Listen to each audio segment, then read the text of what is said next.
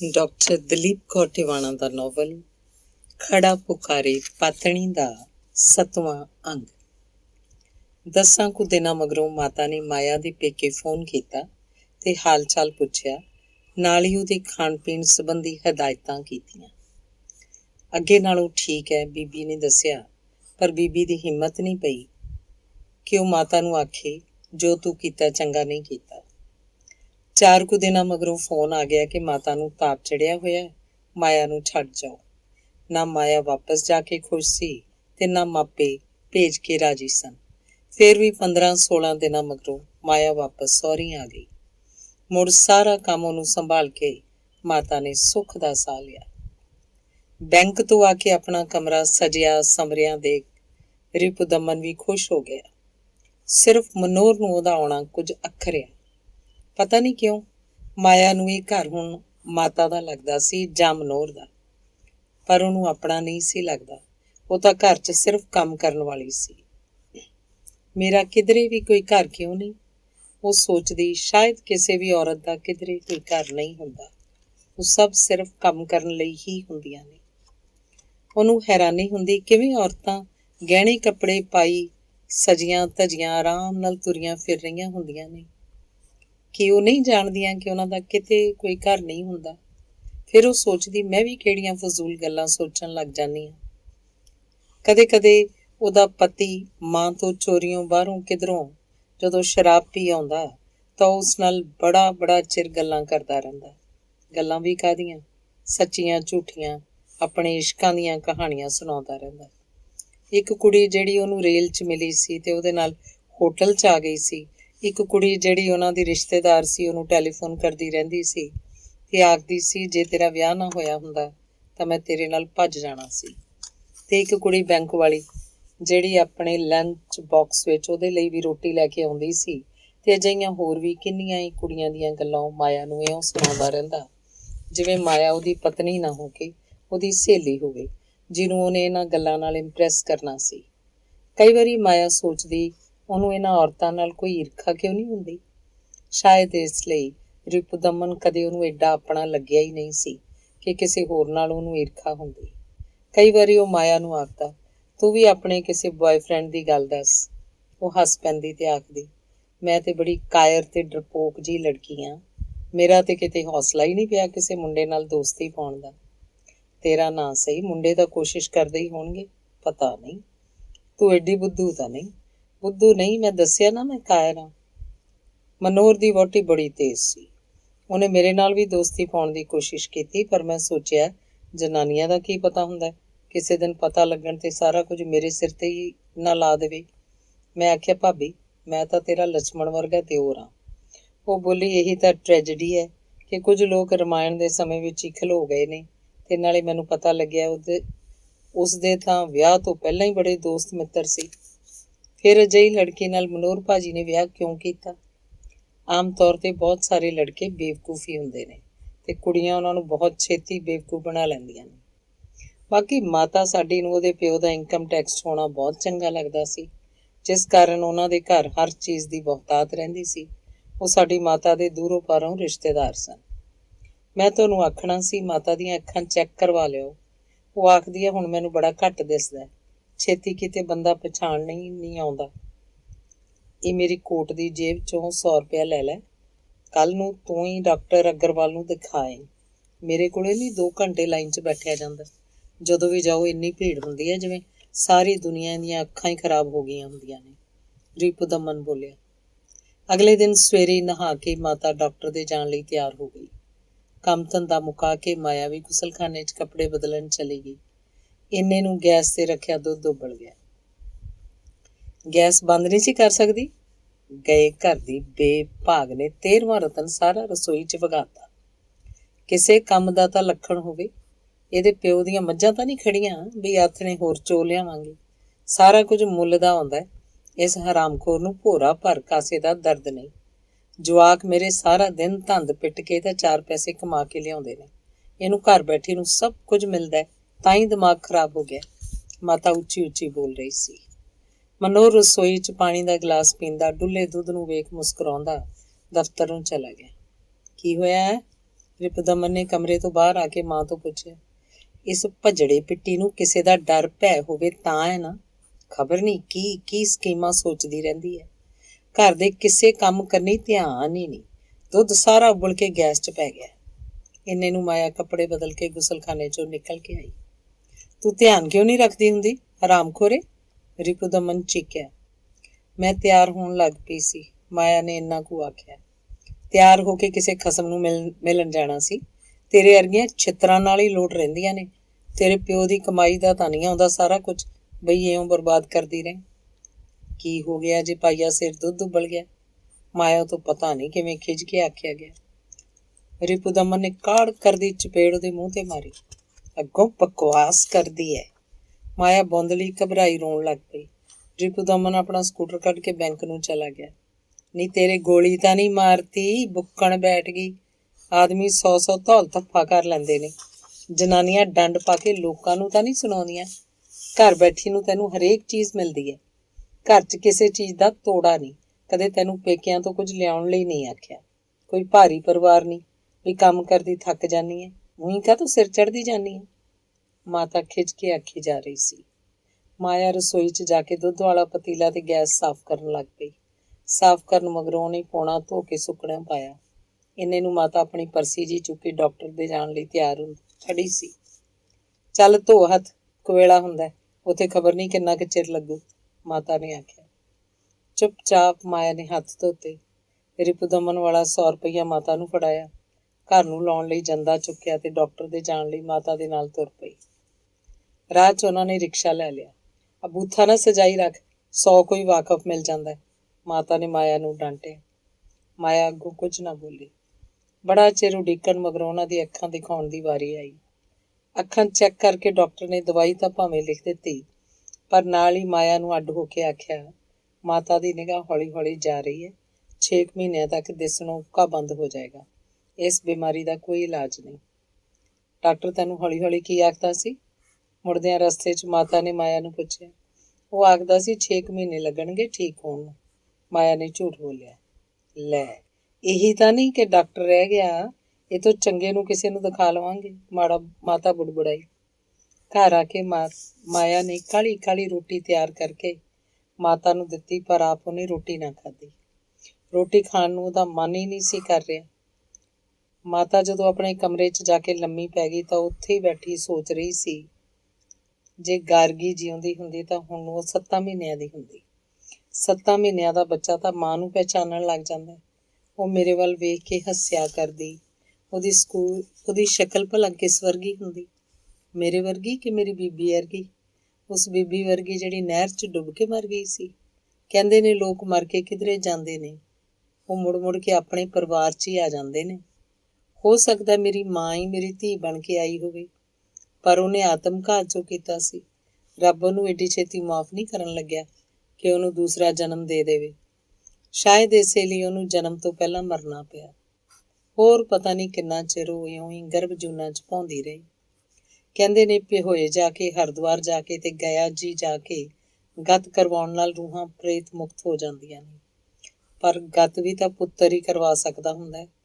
ਮੇਰੀ ਬੀਬੀ ਦੇ ਤਾਂ ਕੋਈ ਪੁੱਤਰ ਨਹੀਂ ਸੀ। ਮੈਂ ਕਦੇ ਪਿਹੋਏ ਹਰਿਦੁਆਰ ਤੇ ਗਿਆ ਜੀ ਜਾਵਾਂਗੀ, ਬੀਬੀ ਦੀ ਗੱਤ ਕਰਵਾਵਾਂਗੀ। ਦੇਵਤਿਆਂ ਤੇ ਪਿੱਤਰਾਂ ਨੂੰ ਨਮਸਕਾਰ ਕਰਕੇ ਮੈਂ ਆਖਾਂਗੀ, ਉਹਦਾ ਪੁੱਤਰ ਕੋਈ ਨਹੀਂ। ਮੈਂ ਤੁਹਾਡੇ ਅੱਗੇ ਨਤਮਸਤਕ ਹੋ ਕੇ ਤੁਹਾਡੀ ਚਰਨ ਧੂਲ ਛੂਹ ਕੇ ਤੁਹਾਨੂੰ ਹੱਥ ਜੋੜ ਕੇ ਬੇਨਤੀ ਕਰਦੀ ਹਾਂ ਕਿ ਇਸ ਔਰਤ ਨੂੰ ਖਿਮਾ ਕਰ ਦਿਓ, ਇਸ ਔਰਤ ਨੂੰ ਪ੍ਰੇਤ ਜੂਨ ਤੋਂ ਪਾਰ ਲੰਘਾ ਦਿਓ। ਮੈਂ ਮਾਇਆ ਉਹਦੀ ਧੀ ਗੱਤ ਕਰਵਾਉਣ ਆਈ ਹਾਂ। ਮੈਂ ਉਹਦੇ ਨਾਂ ਦਾ ਜਾਪ ਕਰਵਾਵਾਂਗੀ, ਪਿੰਡ ਭਰਵਾਵਾਂਗੀ, ਅੰਨ ਤੇ ਕੱਪੜੇ ਦਾਨ ਦਿਆਂਗੀ, ਧੂਪ ਬਾਲ ਕੇ ਗੰਗਾ ਜਲ ਛਿੜਕ ਕੇ ਪ੍ਰਸ਼ਾਦ ਚੜ੍ਹਾ ਕੇ ਵੇਦ ਮੰਤਰਾਂ ਨਾਲ ਮੈਂ ਉਹਦੀ ਭੁੱਲ ਬਖਸ਼ਾਵਾਂਗੀ। ਤੇ ਜਦੋਂ ਉਹਦੀ ਰੂਹ ਸ਼ਾਂਤ ਹੋ ਗਈ, ਫਿਰ ਵੀ ਉਹ ਉਸ ਘਰ ਲਈ ਕੋਈ ਅਸੀਸ ਬਣ ਸਕੇਗੀ, ਜਿਸ ਘਰ ਨੇ ਉਹਨੂੰ ਨਹਿਰ ਵੱਲ ਤੋਰ ਦਿੱਤਾ ਸੀ, ਜਿਸ ਘਰ ਨੇ ਮੌਤ ਦੇ ਫੈਸਲੇ ਵੇਲੇ ਉਹਨੂੰ ਹਾਕ ਮਾਰ ਕੇ ਰੋਕਿਆ ਨਹੀਂ ਸੀ। ਬੀਬੀ, ਹੋਰ ਕਿਸੇ ਬਾਰੇ ਨਾ ਸਹੀ, ਤੂੰ ਮੇਰੇ ਬਾਰੇ ਸੋਚ ਕੇ ਜਿਉਂਦੀ ਰਹਿੰਦੀ। ਇਹ ਦੇਹ ਅਸੀਂ ਆਪ ਨਹੀਂ ਬਣਾ ਸਕਦੇ, ਫਿਰ ਇਹਨੂੰ ਨਸ਼ਟ ਕਰਨ ਦਾ ਸਾਡਾ ਕੀ ਅਧਿਕਾਰ ਹੈ? ਤੇ ਸੋਚਦੀ ਦਾ ਉਹਦਾ ਕਾਲਜਾ ਘਿਰਿਆ। ਇੱਕ ਨਿੱਕੀ ਜਿਹੀ ਜਿੰਦ ਨੂੰ ਉਹਨੇ ਵੀ ਤਾਂ ਨਸ਼ਟ ਕੀਤਾ ਸੀ। ਉਹਦੇ ਅੰਦਰ ਹੀ ਉਹਦੇ ਟੁਕੜੇ ਟੁਕੜੇ ਕਰ ਦਿੱਤੇ ਗਏ ਸੀ ਤੇ ਫਿਰ ਇਹਨਾਂ ਟੁਕੜਿਆਂ ਨੂੰ ਰੂੰ 'ਚ ਲਪੇਟ ਕੇ ਕਿਧਰੇ ਸੁੱਟ ਆਉਂਦਾ ਸੀ। ਮੈਂ ਏਡੀ ਕਾਇਰ ਕਿਉਂ ਆ? ਮੈਂ ਕਿਉਂ ਨਾ ਆਖਿਆ ਮੈਂ ਜੀ ਘਾਤ ਨਹੀਂ ਕਰਨਾ? ਮੈਂ ਕਿਉਂ ਨਾ ਚੀਕੀ, ਕਿਉਂ ਨਾ ਰੋਈ? ਵੱਧ ਤੋਂ ਵੱਧ ਕੀ ਕਰਦੇ? ਮੈਨੂੰ ਮਾਰ ਹੀ ਦਿੰਦੇ, ਮੈਨੂੰ ਘਰੋਂ ਕੱਢ ਦਿੰਦੇ। ਮਾਰਦੇ ਤਾਂ ਹੁਣ ਵੀ ਨੇ, ਹੁਣ ਵੀ ਤਾਂ ਮੇਰਾ ਕੋਈ ਘਰ ਨਹੀਂ। ਇਉਂ ਸੋਚਦੀ ਉਹ ਜਿਵੇਂ ਉਂਗਲਾ ਜਿਹੀ ਗਈ ਤੇ ਫਿਰ ਪਤਾ ਨਹੀਂ ਕਦੋਂ ਬੇਹੋਸ਼ੀ ਵਰਗੀ ਨੀਂਦ 'ਚ ਡੁੱਬ ਗਈ। ਅੰਗ 8ਵਾਂ। ਵਰ੍ਹਾ ਲੰਘ ਗਿਆ ਸੀ ਜਦੋਂ ਇੱਕ ਦਿਨ ਸਵੇਰੇ ਸਵੇਰੇ ਉਹਨੂੰ ਉਲਟੀ ਆਈ ਤੇ ਘਬਰਾ ਜਿਹੀ ਗਈ। ਉਹਨੇ ਮਾਤਾ ਨੂੰ ਇਸ ਗੱਲ ਦੀ ਭਿਣਕ ਨਹੀਂ ਪੈਣ ਦਿੱਤੀ, ਪਰ ਬੜੀ ਚਿੰਤਾਤੁਰ ਹੋ ਗਈ। ਉਹਨੂੰ ਲੱਗਿਆ ਜੇ ਗਾਰਗੀ ਫੇਰ ਪਰਤ ਆਈ ਹੋਈ, ਜੇ ਉਹਨੇ ਫੇਰ ਮੇਰੀਆਂ ਅੰਦਰਾਂ ਚਾਲਣਾ ਪਾਇਆ ਤਾਂ ਮੈਂ ਕੀ ਕਰਾਂਗੀ। ਸੋਚਾਂ ਜਿਹੀਆਂ 'ਚ ਘਿਰੀ ਨੇ ਉਹਨੇ ਮਹੀਨਾ ਕੁ ਭਾਰੇ ਗੱਲ ਕਿਸੇ ਨੂੰ ਜ਼ਾਹਰ ਨਾ ਹੋਣ ਦਿੱਤੀ। ਫਿਰ ਉਹਨੇ ਇੱਕ ਦਿਨ ਚੋਰੀਓਂ ਆਪਣੀ ਬੀਬੀ ਨੂੰ ਫੋਨ ਕੀਤਾ ਕਿ ਕੋਈ ਬਹਾਨਾ ਕਰਕੇ ਮੈਨੂੰ ਆ ਕੇ ਲੈ ਜਾਓ। ਤੀਜੇ ਚੌਥੇ ਦਿਨ ਉਹਦੇ ਪਾਪਾ ਜੀ ਆ ਗਏ। ਉਹਨਾਂ ਆਖਿਆ ਤੇਰੀ ਬੀਬੀ ਬਿਮਾਰ ਹੈ, ਕੁਝ ਦਿਨਾਂ ਲਈ ਤੂੰ ਚੱਲ। ਇਹਨੂੰ ਭੇਜ ਕੇ ਸਾਡਾ ਨਹੀਂ ਸਰਦਾ, ਮਾਤਾ ਤਲਖੀ ਨਾਲ ਬੋਲੀ। ਮੈਂ ਪਤਾ ਲੈ ਕੇ ਛੇਤੀ ਆ ਜਾਵਾਂਗੀ, ਮਾਇਆ ਨੇ ਆਖਿਆ। ਤੈਨੂੰ ਉਹਦਾ ਬਹੁਤ ਫਿਕਰ ਹੈ, ਇਸ ਘਰ ਦਾ ਕੋਈ ਖਿਆਲ ਨਹੀਂ, ਮਾਤਾ ਖਿਝ ਰਹੀ ਸੀ। ਕੱਲ ਨੂੰ ਕ੍ਰਿਸ਼ਨਾ ਵੀ ਆ ਰਹੀ ਹੈ, ਉਹਦੇ ਪੇਪਰ ਅੱਜ ਮੁੱਕ ਜਾਣਗੇ, ਮਾਇਆ ਬੋਲੀ। ਕ੍ਰਿਸ਼ਨਾ 10ਵੀਂ ਦੇ ਪਰਚਿਆਂ ਤੋਂ ਵਿਹਲੀ ਹੋ ਕੇ ਇੱਥੇ ਮੇਰੇ ਕੋਲ ਕੁਝ ਦਿਨ ਸੈਰ ਸਪਾਟਾ ਕਰਨ ਆ ਰਹੀ ਹੈ, ਨਾ ਕਿ ਮੇਰਾ ਗੋਲਾ ਧੰਦਾ ਕਰਨ। ਮੇਰੇ ਭਾਈ ਨੇ ਤਾਂ ਆਪਦੇ ਘਰ ਆਪਦੀ ਕੁੜੀ ਤੋਂ ਕਦੇ ਕੋਈ ਕੰਮ ਨਹੀਂ ਕਰਵਾਇਆ। ਮੈਂ ਕੀ ਆਖੂੰਗੀ ਵੀ ਮੇਰਾ ਤੂੰ ਚੁੱਲ੍ਹਾ ਚੌਂਕਾ ਕਰ, ਭਾਂਡੇ ਮਾਂਜ। ਮਾਤਾ ਨੇ ਦਲੀਲ ਦਿੱਤੀ। ਕਿਸੇ ਕੰਮ ਕਰਨ ਵਾਲੀ ਨੂੰ ਲਾ ਲਓ 2-4 ਦਿਨ, ਮਾਇਆ ਦੇ ਪਾਪਾ ਜੀ ਬੋਲੇ। ਉਹ ਤਾਂ ਫਿਰ ਕੁਝ ਕਰਾਂਗੇ ਹੀ ਜੇ ਤੁਸੀਂ ਜ਼ਰੂਰ ਲੈ ਕੇ ਜਾਓਗੇ, ਮਾਤਾ ਬੋਲੀ। ਇਹਦੀ ਬੀਬੀ ਨੇ ਤਾਕੀਦ ਕਰਕੇ ਭੇਜਿਆ ਹੈ, ਛੇਤੀ ਛੱਡ ਜਾਵਾਂਗੇ, ਮਾਇਆ ਦਾ ਪਾਪਾ ਬੋਲਿਆ ਤੇ ਮਾਤਾ ਨੇ ਅਣਮੰਨੇ ਜੇ ਮਨ ਨਾਲ ਮਾਇਆ ਨੂੰ ਭੇਜ ਦਿੱਤਾ। ਪੇਕੀ ਪਹੁੰਚ ਕੇ ਮਾਇਆ ਨੂੰ ਲੱਗਿਆ ਜਿਵੇਂ ਉਹਨੂੰ ਪੂਰਾ ਸਾਹ ਆਉਣ ਲੱਗ ਪਿਆ ਸੀ। ਹੁਣ ਉਹਦਾ ਸਵੇਰੇ ਜੀ ਨਹੀਂ ਸੀ ਘਬਰਾਉਂਦਾ। ਹੁਣ ਹਰ ਘੜੀ ਉਹਨੂੰ ਡਰ ਨਹੀਂ ਸੀ ਲੱਗਿਆ ਰਹਿੰਦਾ ਕਿ ਪਤਾ ਨਹੀਂ ਕਿਹੜੇ ਵੇਲੇ ਕਿਹੜੀ ਗੱਲ ਤੋਂ ਕੀ ਹੋ ਜਾਵੇ। ਬੜੇ ਚਿਰ ਮਗਰੋਂ ਹੁਣ ਰਾਤ ਨੂੰ ਉਹਨੂੰ ਗੂੜੀ ਨੀਂਦ ਆਉਣ ਲੱਗ ਪਈ ਸੀ। ਤੂੰ ਕਾਹਦੇ ਲਈ ਆਖਿਆ ਸੀ ਮੈਨੂੰ ਆ ਕੇ ਲੈ ਜਾ? ਬੀਬੀ ਨੇ ਇੱਕ ਦਿਨ ਮਾਇਆ ਨੂੰ ਪੁੱਛਿਆ। ਮਾਇਆ ਹੱਸ ਪਈ। ਤੇਰਾ ਰੰਗ ਕਿਉਂ ਪੀਲਾ ਪੈ ਗਿਆ? ਠੀਕ ਤਾਂ ਨਹੀਂ ਉਹ ਲੋਕ? ਮੈਨੂੰ ਤੇਰੀ ਚਿੰਤਾ ਹੀ ਲੱਗੀ ਰਹਿੰਦੀ ਹੈ। ਲਾਲਚੀ ਲੋਕਾਂ ਦੇ ਕਾਰਨਾਮੇ ਜਦੋਂ ਅਖਬਾਰਾਂ 'ਚ ਪੜ੍ਹੀਦੇ ਨਹੀਂ ਤਾਂ ਦਿਲ ਦਹਿਲ ਜਾਂਦਾ ਹੈ। ਸ਼ਾਇਦ ਇਸੇ ਕਰਕੇ ਲੋਕ ਕੁੜੀਆਂ ਮਾਰਨ ਲੱਗ ਪਏ ਨੇ, ਬੀਬੀ ਨੇ ਆਖਿਆ। ਮੈਂ ਹੁਣ ਬੜਾ ਚਿਰ ਜਾਣਾ ਹੀ ਨਹੀਂ, ਮਾਇਆ ਬੋਲੀ। ਗੁੱਸੇ ਹੋ ਕੇ ਆਈ ਹੈ? ਘਰ 'ਚ ਕੋਈ ਉੱਚੀ ਨੀਵੀਂ ਗੱਲ ਹੋ ਗਈ? ਬੀਬੀ ਨੇ ਫੇਰ ਪੁੱਛਿਆ। ਜੇ ਫੇਰ ਕੁੜੀ ਹੋਈ ਤਾਂ ਉਹਨਾਂ ਨੇ ਫੇਰ ਸਫਾਈ ਕਰਵਾ ਦੇਣੀ ਹੈ, ਮਾਇਆ ਬੋਲੀ।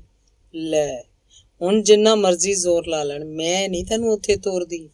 ਆਖ ਦਿਆਂਗੇ ਵੀ ਮਾਇਆ ਬਿਮਾਰ ਹੈ। ਕੁੜੀ ਹੋਈ ਤਾਂ ਜੇ ਉਹਨਾਂ ਆਖਿਆ ਅਸੀਂ ਲੈ ਕੇ ਨਹੀਂ ਜਾਂਦੇ ਜਾਂ ਕੁੜੀ ਨੂੰ ਮਾਰ ਕੇ ਆਓ ਫਿਰ? ਮਾਇਆ ਨੇ ਬਹੁਤ ਉਦਾਸ ਹੋ ਕੇ ਪੁੱਛਿਆ। ਪਿਛਲੀਆਂ ਵੇਲਿਆਂ 'ਚ ਤਾਂ ਲੋਕ ਇਉਂ ਕਰਦੇ ਸੀ ਵੀ ਜੰਮਦੀ ਕੁੜੀ ਨੂੰ ਤੌਲੇ 'ਚ ਪਾ ਕੇ ਮੂੰਹ 'ਚ ਗੁੜ ਦੀ ਰੋੜੀ ਤੇ ਹੱਥ 'ਚ ਪੂਣੀ ਫੜਾ ਕੇ ਆ ਕੇ ਤੌਲੇ ਨੂੰ ਖੇਤ 'ਚ ਦੱਬ ਆਉਂਦੇ ਸੀ। ਅਖੇ ਧੀਏ ਗੁੜ ਖਾਈ ਪੂਣੀ ਕੱਤੀ, ਆਪ ਨਾਈ ਵੀਰ ਨੂੰ ਕੱਤੀ। ਪਰ ਅੱਜ ਕੱਲ੍ਹ ਨਹੀਂ ਲੋਕ ਇਉਂ ਕਰਦੇ। ਅੱਜ ਕੱਲ੍ਹ ਧੀਆਂ ਪੁੱਤਾਂ 'ਚ ਕੋਈ ਫਰਕ ਨਹੀਂ ਸਮਝਿਆ ਜਾਂਦਾ। ਹੁਣ ਸਾਡੇ ਵੀ ਤਾਂ ਤੁਸੀਂ 2 ਧੀਆਂ ਹੀ ਹੋ, ਸਾਨੂੰ ਤਾਂ ਕੋਈ ਫਰਕ ਨਹੀਂ ਲੱਗਦਾ। ਲੋਕ ਜੋ ਮਰਜ਼ੀ ਆਖੀ ਜਾਣ, ਬੀਬੀ ਬੋਲੀ। ਮਾਇਆ ਦਾ ਕੁਝ ਡਰ ਘਟਿਆ, ਪਰ ਫਿਰ ਵੀ ਉਹ ਚਿੰਤਾ ਜਿਹੀ 'ਚ ਘਿਰੀ ਰਹਿੰਦੀ ਸੀ। 4 ਕੁ ਦਿਨਾਂ ਮਗਰੋਂ ਮਾਇਆ ਦੀ ਸੱਸ ਦਾ ਫੋਨ ਆ ਗਿਆ ਕਿ ਮਾਇਆ ਨੂੰ ਛੱਡ ਜਾਓ, ਸਰਦਾ ਨਹੀਂ ਇੱਥੇ। ਮਾਇਆ ਬਿਮਾਰ ਹੈ, ਜ਼ਰਾ ਠੀਕ ਹੋ ਲਏ, ਛੱਡ ਜਾਵਾਂਗੇ, ਮਾਇਆ ਦੀ ਬੀਬੀ ਨੇ ਆਖਿਆ। ਤੇ ਇਹ ਤੋਂ ਮਗਰੋਂ ਮਾਇਆ ਦੀ ਬੀਬੀ ਨੇ ਟੈਲੀਫੋਨ ਦੀ ਤਾਰ ਹੀ ਕੱਢ ਕੇ ਰੱਖਤੀ ਵੀ ਨਾ ਟੈਲੀਫੋਨ ਆਵੇ ਤੇ ਨਾ ਕੋਈ ਝੂਠ ਬੋਲਣਾ ਪਵੇ। ਹਫ਼ਤੇ ਕੁ ਮਗਰੋਂ ਸੱਸ ਦੀ ਲਿਖਵਾਈ ਚਿੱਠੀ ਪਹੁੰਚ ਗਈ ਕਿ ਚਿੱਠੀ ਨੂੰ ਤਾਰ ਕਰਕੇ ਜਾਣਿਓ, ਮਾਇਆ ਨੂੰ ਮੁੜਦੇ ਪੈਰੀਂ ਛੱਡ ਜਾਓ। ਮਾਇਆ ਦੀ ਬੀਬੀ ਨੇ ਚਿੱਠੀ ਦਾ ਜਵਾਬ ਭੇਜ ਦਿੱਤਾ। ਸਾਨੂੰ ਮਾਇਆ ਦੀ ਸਿਹਤ ਦੀ ਬੜੀ ਚਿੰਤਾ ਹੋ ਰਹੀ ਹੈ। ਕੁੜੀ ਨੂੰ ਖਬਰ ਨਹੀਂ ਕੀ ਗੁੱਝਾ ਰੋਗ ਲੱਗ ਗਿਆ, ਉਹ ਅੰਦਰ ਹੀ ਅੰਦਰ ਖੁਰਦੀ ਜਾ ਰਹੀ ਹੈ। ਐਤਵਾਰ ਨੂੰ ਉਹਦੇ ਪਾਪਾ ਜੀ ਚੰਡੀਗੜ੍ਹ ਜਾਣਗੇ, ਉਹ ਤੋਂ ਮਗਰੋਂ ਅਸੀਂ ਤੁਹਾਨੂੰ ਖਬਰ ਕਰ ਦਿਆਂਗੇ ਕਿ ਮਾਇਆ ਨੂੰ ਕਦੋਂ ਛੱਡ ਕੇ ਜਾਵਾਂਗੇ। ਚਿੱਠੀ ਪਹੁੰਚਣ 'ਤੇ ਸੱਸ ਅੱਗ ਬਬੂਲਾ ਹੋ ਗਈ। ਉਹਨਾਂ ਨੂੰ ਮਾਇਆ ਦੀ ਸਿਹਤ ਦਾ ਹੀ ਫਿਕਰ ਹੈ। ਇਹ ਨਹੀਂ ਸੋਚਦੇ ਵੀ ਇੱਥੇ ਅਸੀਂ ਕਿੰਨੇ ਔਖੇ ਹੁੰਦੇ ਹਾਂ। 15 ਦਿਨਾਂ ਮਗਰੋਂ ਕ੍ਰਿਸ਼ਨਾ ਵੀ ਚਲੀ ਗਈ ਸੀ। ਹਾਰ ਕੇ ਮਨੋਹਰ ਕਿਸੇ ਹੋਟਲ ਤੋਂ ਇੱਕ ਮੁੰਡੂ ਹਟਾ ਕੇ ਲੈ ਆਇਆ ਸੀ, ਜਿਹੜਾ ਰੋਟੀ ਟੁੱਕ ਤਾਂ ਕਰ ਲੈਂਦਾ ਸੀ ਪਰ ਚੀਜ਼ਾਂ ਸਾਰੀਆਂ ਹੜੱਪੀ ਜਾਂਦਾ ਸੀ। ਮਾਤਾ ਨੇ ਜਦੋਂ ਵੀ ਪੁੱਛਣਾ ਕਿ ਇੱਥੇ ਮਲਾਈ ਪਈ ਸੀ, ਇੱਥੇ ਦੇਸੀ ਘਿਓ ਪਿਆ ਸੀ, ਇੱਥੇ ਕਿਸੇ ਦੇ ਵਿਆਹ ਤੋਂ ਆਇਆ ਮਠਿਆਈ ਦਾ ਡੱਬਾ ਪਿਆ ਸੀ, ਕਿੱਥੇ ਗਏ, ਤਾਂ ਉਹਦੇ ਇੱਕੋ ਜਵਾਬ ਸੀ, ਮੇਰੇ ਕੋ ਕਿਆ ਮਾਲੂਮ। ਉਹਨੂੰ ਕੱਢ ਵੀ ਨਹੀਂ ਸੀ ਸਕਦੇ। ਕੰਮ ਕੌਣ ਕਰੂ? ਤੇ ਮਾਤਾ ਸਾਰਾ ਦਿਨ ਕਦੇ ਇੱਕ ਗੱਲ ਕਦੇ ਦੂਜੀ ਗੱਲ ਤੇ ਖਿਝੀ ਰਹਿੰਦੀ, ਦੁਖੀ ਹੋਈ ਰਹਿੰਦੀ। ਮਹੀਨਾ ਹੋ ਗਿਆ ਸੀ ਮਾਇਆ ਗਈ ਨੂੰ। ਖਿਝੀ ਖਿਝਾਈ ਉਹਦੀ ਸੱਸ ਇੱਕ ਦਿਨ ਉਹਨਾਂ ਦੇ ਸ਼ਹਿਰ ਆ ਪਹੁੰਚੀ। ਜਦੋਂ ਰਿਕਸ਼ਾ ਆ ਕੇ ਉਹਨਾਂ ਦੇ ਗੇਟ ਤੇ ਰੁਕਿਆ, ਡੋਲੀ ਨੇ ਉਹਦੀ ਸੱਸ ਨੂੰ ਬਾਹਰਲੀ ਬੈਠਕ ਵਿੱਚ ਹੀ ਬਿਠਾ ਲਿਆ ਤੇ ਝਟਪਟ ਬੀਬੀ ਨੇ ਮਾਇਆ ਨੂੰ ਪਿਛਲੇ ਕਮਰੇ 'ਚ ਮੰਜੇ ਤੇ ਪਾ ਕੇ ਉੱਪਰ ਕੰਬਲ ਦੇ ਦਿੱਤਾ ਤੇ ਸਿਰ ਤੇ ਪੱਟੀ ਬੰਨ੍ਹਤੀ। ਮੂੰਹ ਤਾਂ ਉਹਦਾ ਸੱਸ ਦੀ ਆਮਦ ਸੁਣ ਕੇ ਹੀ ਕੁਮਲਾ ਗਿਆ ਸੀ। ਉਹ ਸੱਚੀ ਬਿਮਾਰ ਲੱਗਦੀ ਸੀ। ਚਾਹ ਪਾਣੀ ਪੀ ਕੇ ਸੱਸ ਉਹਦੇ ਕਮਰੇ ਵਿੱਚ ਆਈ। ਉਹਨੇ ਮੰਜੇ ਤੇ ਬੈਠੀ ਹੁੰਦੀ ਨੇ ਝੁੱਕ ਕੇ ਸੱਸ ਦੇ ਪੈਰੀਂ ਹੱਥ ਲਾਇਆ। ਜਿਉਂਦੀ ਵਸਦੀ ਰਹੇ, ਬੁੱਢ ਸੁਹਾਗਣ ਹੋਵੇਂ, ਤੂੰ ਕੀ ਕਰ ਲਿਆ ਇੱਥੇ ਆ ਕੇ? ਚੰਗੀ ਭਲੀ ਤੂੰ ਮੇਰੇ ਕੋਲੋਂ ਆਈ ਸੀ, ਮੈਂ ਤੋਰਦੀ ਨਾ ਜੇ ਪਤਾ ਹੁੰਦਾ। ਹੁਣ ਵੀ ਆਪਾਂ ਆਪਣੇ ਘਰ ਚੱਲਦੇ ਹਾਂ, ਭਲਕੇ ਆਪੇ ਮੈਂ ਕਿਸੇ ਚੰਗੇ ਡਾਕਟਰ ਨੂੰ ਦਿਖਾ ਲੂੰਗੀ, ਆਖਦੀ ਮਾਇਆ ਦੀ ਸੱਸ ਬੜਾ ਹੇਜ ਜਤਾ ਰਹੀ ਸੀ। ਇੱਥੇ ਇਲਾਜ ਚੱਲ ਰਿਹਾ, ਅੱਗੇ ਨਾਲੋਂ ਕੁਛ ਆਰਾਮ ਹੈ। 5-7 ਦਿਨ 'ਚ ਲੋਟ ਹੋਈ ਤਾਂ ਅਸੀਂ ਆਪੇ ਛੱਡ ਆਵਾਂਗੇ, ਬੀਬੀ ਨੇ ਆਖਿਆ। ਸਾਨੂੰ ਕਿਹੜਾ ਦੁਪਿਆਰੀ ਹੈ, ਜਿਸ ਦਿਨ ਦੀ ਆਈ ਹੈ ਘਰ ਸੁੰਨਾ ਸੁੰਨਾ ਲੱਗਣ ਲੱਗ ਪਿਆ। ਮੈਂ ਤਾਂ ਸੋਚਦੀ ਹਾਂ ਮਨੋਹਰ ਨੂੰ ਵੀ ਰਿਸ਼ਤਾ ਕੋਈ ਲੈ ਹੀ ਲਵੋ। ਇੱਕ ਜਣੀ ਜੇ ਇੱਧਰ ਉੱਧਰ ਜਾਵੇ ਤਾਂ ਦੂਜੀ ਦਾ ਘਰ 'ਚ ਹੋਵੇ। ਤੁਸੀਂ ਡੋਲੀ ਦੀ ਕਿਤੇ ਕੀਤੀ ਹੈ ਗੱਲਬਾਤ? ਮਾਇਆ ਦੀ ਸੱਸ ਨੇ ਰਮਜ਼ ਸੁੱਟੀ। ਡੋਲੀ ਆਖਦੀ ਹੈ ਮੈਂ ਤਾਂ ਅਜੇ ਪੜ੍ਹਨਾ, ਬੀਬੀ ਦੀ ਥਾਂ ਮਾਇਆ ਨੇ ਉੱਤਰ ਦਿੱਤਾ। ਕੁੜੀਆਂ ਤਾਂ ਆਖਦੀਆਂ ਹੀ ਹੁੰਦੀਆਂ ਨੇ, ਕੋਈ ਚੰਗਾ ਟਿਕਾਣਾ ਮਿਲੇ ਤਾਂ ਹੱਥ ਪੀਲੇ ਕਰਨ ਦੀ ਕਰੋ। ਅੱਜ ਕੱਲ੍ਹ ਜ਼ਮਾਨਾ ਖੋਟਾ ਹੈ। ਆਖਰ ਰੂੜੀ ਦਾ ਕੂੜਾ ਤਾਂ ਰੂੜੀ ਤੇ ਹੀ ਸੁੱਟਣਾ ਹੁੰਦਾ ਹੈ, ਮਾਇਆ ਦੀ ਸੱਸ ਬੋਲੀ। ਗੱਲ ਤਾਂ ਤੁਹਾਡੀ ਸਿਆਣੀ ਹੈ, ਪਰ ਅੱਜ ਕੱਲ੍ਹ ਦੇ ਧੀ ਪੁੱਤਰ ਸਾਡੇ ਵਾਂਗ ਨਹੀਂ ਨਾ, ਮਾਪਿਆਂ ਦੀ ਮਰਜ਼ੀ ਮੂਹਰੇ ਸਿਰ ਨਿਵਾ ਕੇ ਤੁਰਨ ਵਾਲੇ। ਮਾਇਆ ਦਾ ਸਤਿਆਮਾਨ ਦਾ ਹੋਰ ਸੁਭਾਅ ਸੀ। ਡੋਲੀ ਤਾਂ ਤਿੱਖੀ ਹੈ, ਹੁਣੇ ਸਾਨੂੰ ਗੱਲ ਨਹੀਂ ਔੜਨ ਦਿੰਦੀ, ਬੀਬੀ ਬੋਲੀ। ਕੁੜੀਆਂ ਨੂੰ ਬਹੁਤਾ ਸਿਰ ਨਹੀਂ ਚੜਾਈਦਾ, ਗਾਹਾਂ ਜਾ ਕੇ ਔਖੀਆਂ ਹੁੰਦੀਆਂ ਨੇ, ਮਾਇਆ ਦੀ ਸੱਸ ਬੋਲੀ। ਅਸੀਂ ਇਹ ਵੀ ਸੋਚਦੇ ਹਾਂ, ਫਿਰ ਤਾਂ ਜਮਾਂ ਹੀ ਇਕੱਲੇ ਹੋ ਜਾਵਾਂਗੇ, ਬੀਬੀ ਨੇ ਉਦਾਸ ਜਿਹੀ ਹੋ ਕੇ ਆਖਿਆ। ਤੁਸੀਂ ਇਹ ਕਿਉਂ ਫਿਕਰ ਕਰਦੇ ਹੋ? ਇਕੱਲੇ ਹੋ, ਅਸੀਂ ਹੋਣ ਦਿੰਦੇ ਹਾਂ ਤੁਹਾਨੂੰ ਇਕੱਲੇ। ਜਦੋਂ ਆਖੋਗੇ ਰਿਪੂ ਦਮਨ ਦੀ ਬਦਲੀ ਤੁਹਾਡੇ ਸ਼ਹਿਰ ਦੇ ਬੈਂਕ 'ਚ ਕਰਵਾ ਦਿਆਂਗੇ। ਬਸ ਮੈਂ ਮਨੋਹਰ ਨੂੰ ਵਿਆਹ ਦਿਆਂ ਇੱਕ ਵਾਰੀ, ਸੱਸ ਨੇ ਮਨ ਦੀ ਗੱਲ ਆਖ ਦਿੱਤੀ। ਉਹਨੂੰ ਪਤਾ ਸੀ ਇਹਨਾਂ ਨੇ ਸਭ ਕੁਝ ਆਪਣੀਆਂ ਦੋਹਾਂ ਧੀਆਂ ਨੂੰ ਹੀ ਦੇਣਾ। ਮਾਇਆ ਦੀ ਬੀਬੀ ਚੁੱਪ ਜਿਹੀ ਕਰ ਗਈ। ਉਹਨੂੰ ਖਿਆਲ ਆਇਆ, ਲੋਕ ਆਖਦੇ ਨੇ ਜਵਾਈ ਤਾਂ ਕਾਲੇ ਨਾਗ ਹੁੰਦੇ ਨੇ। ਰਿਪੂ ਦਮਨ ਦਾ ਸੁਭਾਅ ਵੀ ਖਬਰੇ ਕਿਹੋ ਜਿਹਾ ਹੋਊ। ਤੇ ਫਿਰ ਆਖਣ ਲੱਗੀ, ਜਿਉਂਦੇ ਵਸਦੇ ਰਹਿਣ, ਹੁਣ ਰਿਪੂ ਦਮਨ ਹੀ ਸਾਡਾ ਜਵਾਈ ਹੈ ਤੇ ਉਹ ਵੀ ਸਾਡਾ ਪੁੱਤ ਹੈ। ਮਾਇਆ ਦੀ ਮਾਂ ਦੇ ਜਵਾਬ ਨਾਲ ਮਾਇਆ ਦੀ ਸੱਸ ਖੁਸ਼ ਹੋ ਗਈ। ਉਸ ਦਿਨ ਮਾਇਆ ਦੀ ਬੀਬੀ ਨੇ ਮਾਇਆ ਦੀ ਸੱਸ ਨੂੰ ਬੜੀ ਖਾਤਰਦਾਰੀ ਕੀਤੀ। ਅਗਲੇ ਦਿਨ ਸਿਲਕ ਦਾ ਸੂਟ ਤੇ ਮਠਿਆਈ ਦਾ ਡੱਬਾ ਦੇ ਕੇ ਆਪ ਬੱਸ ਅੱਡੇ ਤੇ ਜਾ ਕੇ ਬੱਸ ਦਾ ਟਿਕਟ ਖਰੀਦ ਕੇ ਉਹਨੂੰ ਵਿਦਾ ਕਰਕੇ ਆਈ। ਜਾਣ ਵੇਲੇ ਮਾਇਆ ਦੀ ਸੱਸ ਨੇ ਫੇਰ ਤਾਕੀਦ ਕੀਤੀ, ਮਾਇਆ ਦਾ ਖਿਆਲ ਰੱਖਿਓ, ਮੇਰੀ ਤਾਂ ਨੂੰਹ ਵੀ ਇਹੀ ਹੈ, ਧੀ ਵੀ ਇਹੀ ਹੈ, ਨਾਲੇ ਛੇਤੀ ਭੇਜ ਦਿਓ। ਸੱਸ ਗਈ ਤਾਂ ਮਾਇਆ ਨੇ ਸੁੱਖ ਦਾ ਸਾਹ ਲਿਆ। ਆਪਾਂ ਸਾਰੇ ਨਾਟ ਮੰਡਲੀ 'ਚ ਭਰਤੀ ਹੋ ਸਕਦੇ ਹਾਂ, ਇੰਨੀ ਵਧੀਆ ਐਕਟਿੰਗ ਹਾਰੀ ਸਾਰੀ ਨਹੀਂ ਕਰ ਸਕਦਾ, ਡੋਲੀ ਨੇ ਹੱਸ ਕੇ ਆਖਿਆ। ਇਹ ਤਾਂ ਸਤਿਆਮਨ ਮਾਇਆ ਕੱਟੀ ਜਾਂਦੀ ਹੈ ਅਜਿਹੀ ਸੱਸ ਤੇ ਅਜਿਹੀ ਸੱਸ ਦੇ ਮੁੰਡੇ ਨਾਲ।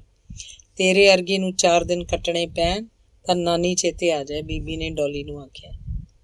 ਮਾਇਆ ਦੀਦੀ ਨੇ ਝਮਲਾ ਛੱਡਿਆ। ਦੇਖਿਆ ਨਹੀਂ ਕਿਵੇਂ ਡਰਦੀ ਸੀ ਸੱਸ ਤੋਂ। ਮੈਂ ਤਾਂ 4 ਦਿਨਾਂ 'ਚ ਸਿੱਧੀ ਕਰ ਦਿਆਂ ਵੀ ਮਾਈ ਤੂੰ ਆਪਣਾ ਜ਼ਮਾਨਾ ਜੀ ਲਿਆ, ਹੁਣ ਸਾਨੂੰ ਜਿਉਣ ਦੇ, ਡੋਲੀ ਬੋਲੀ।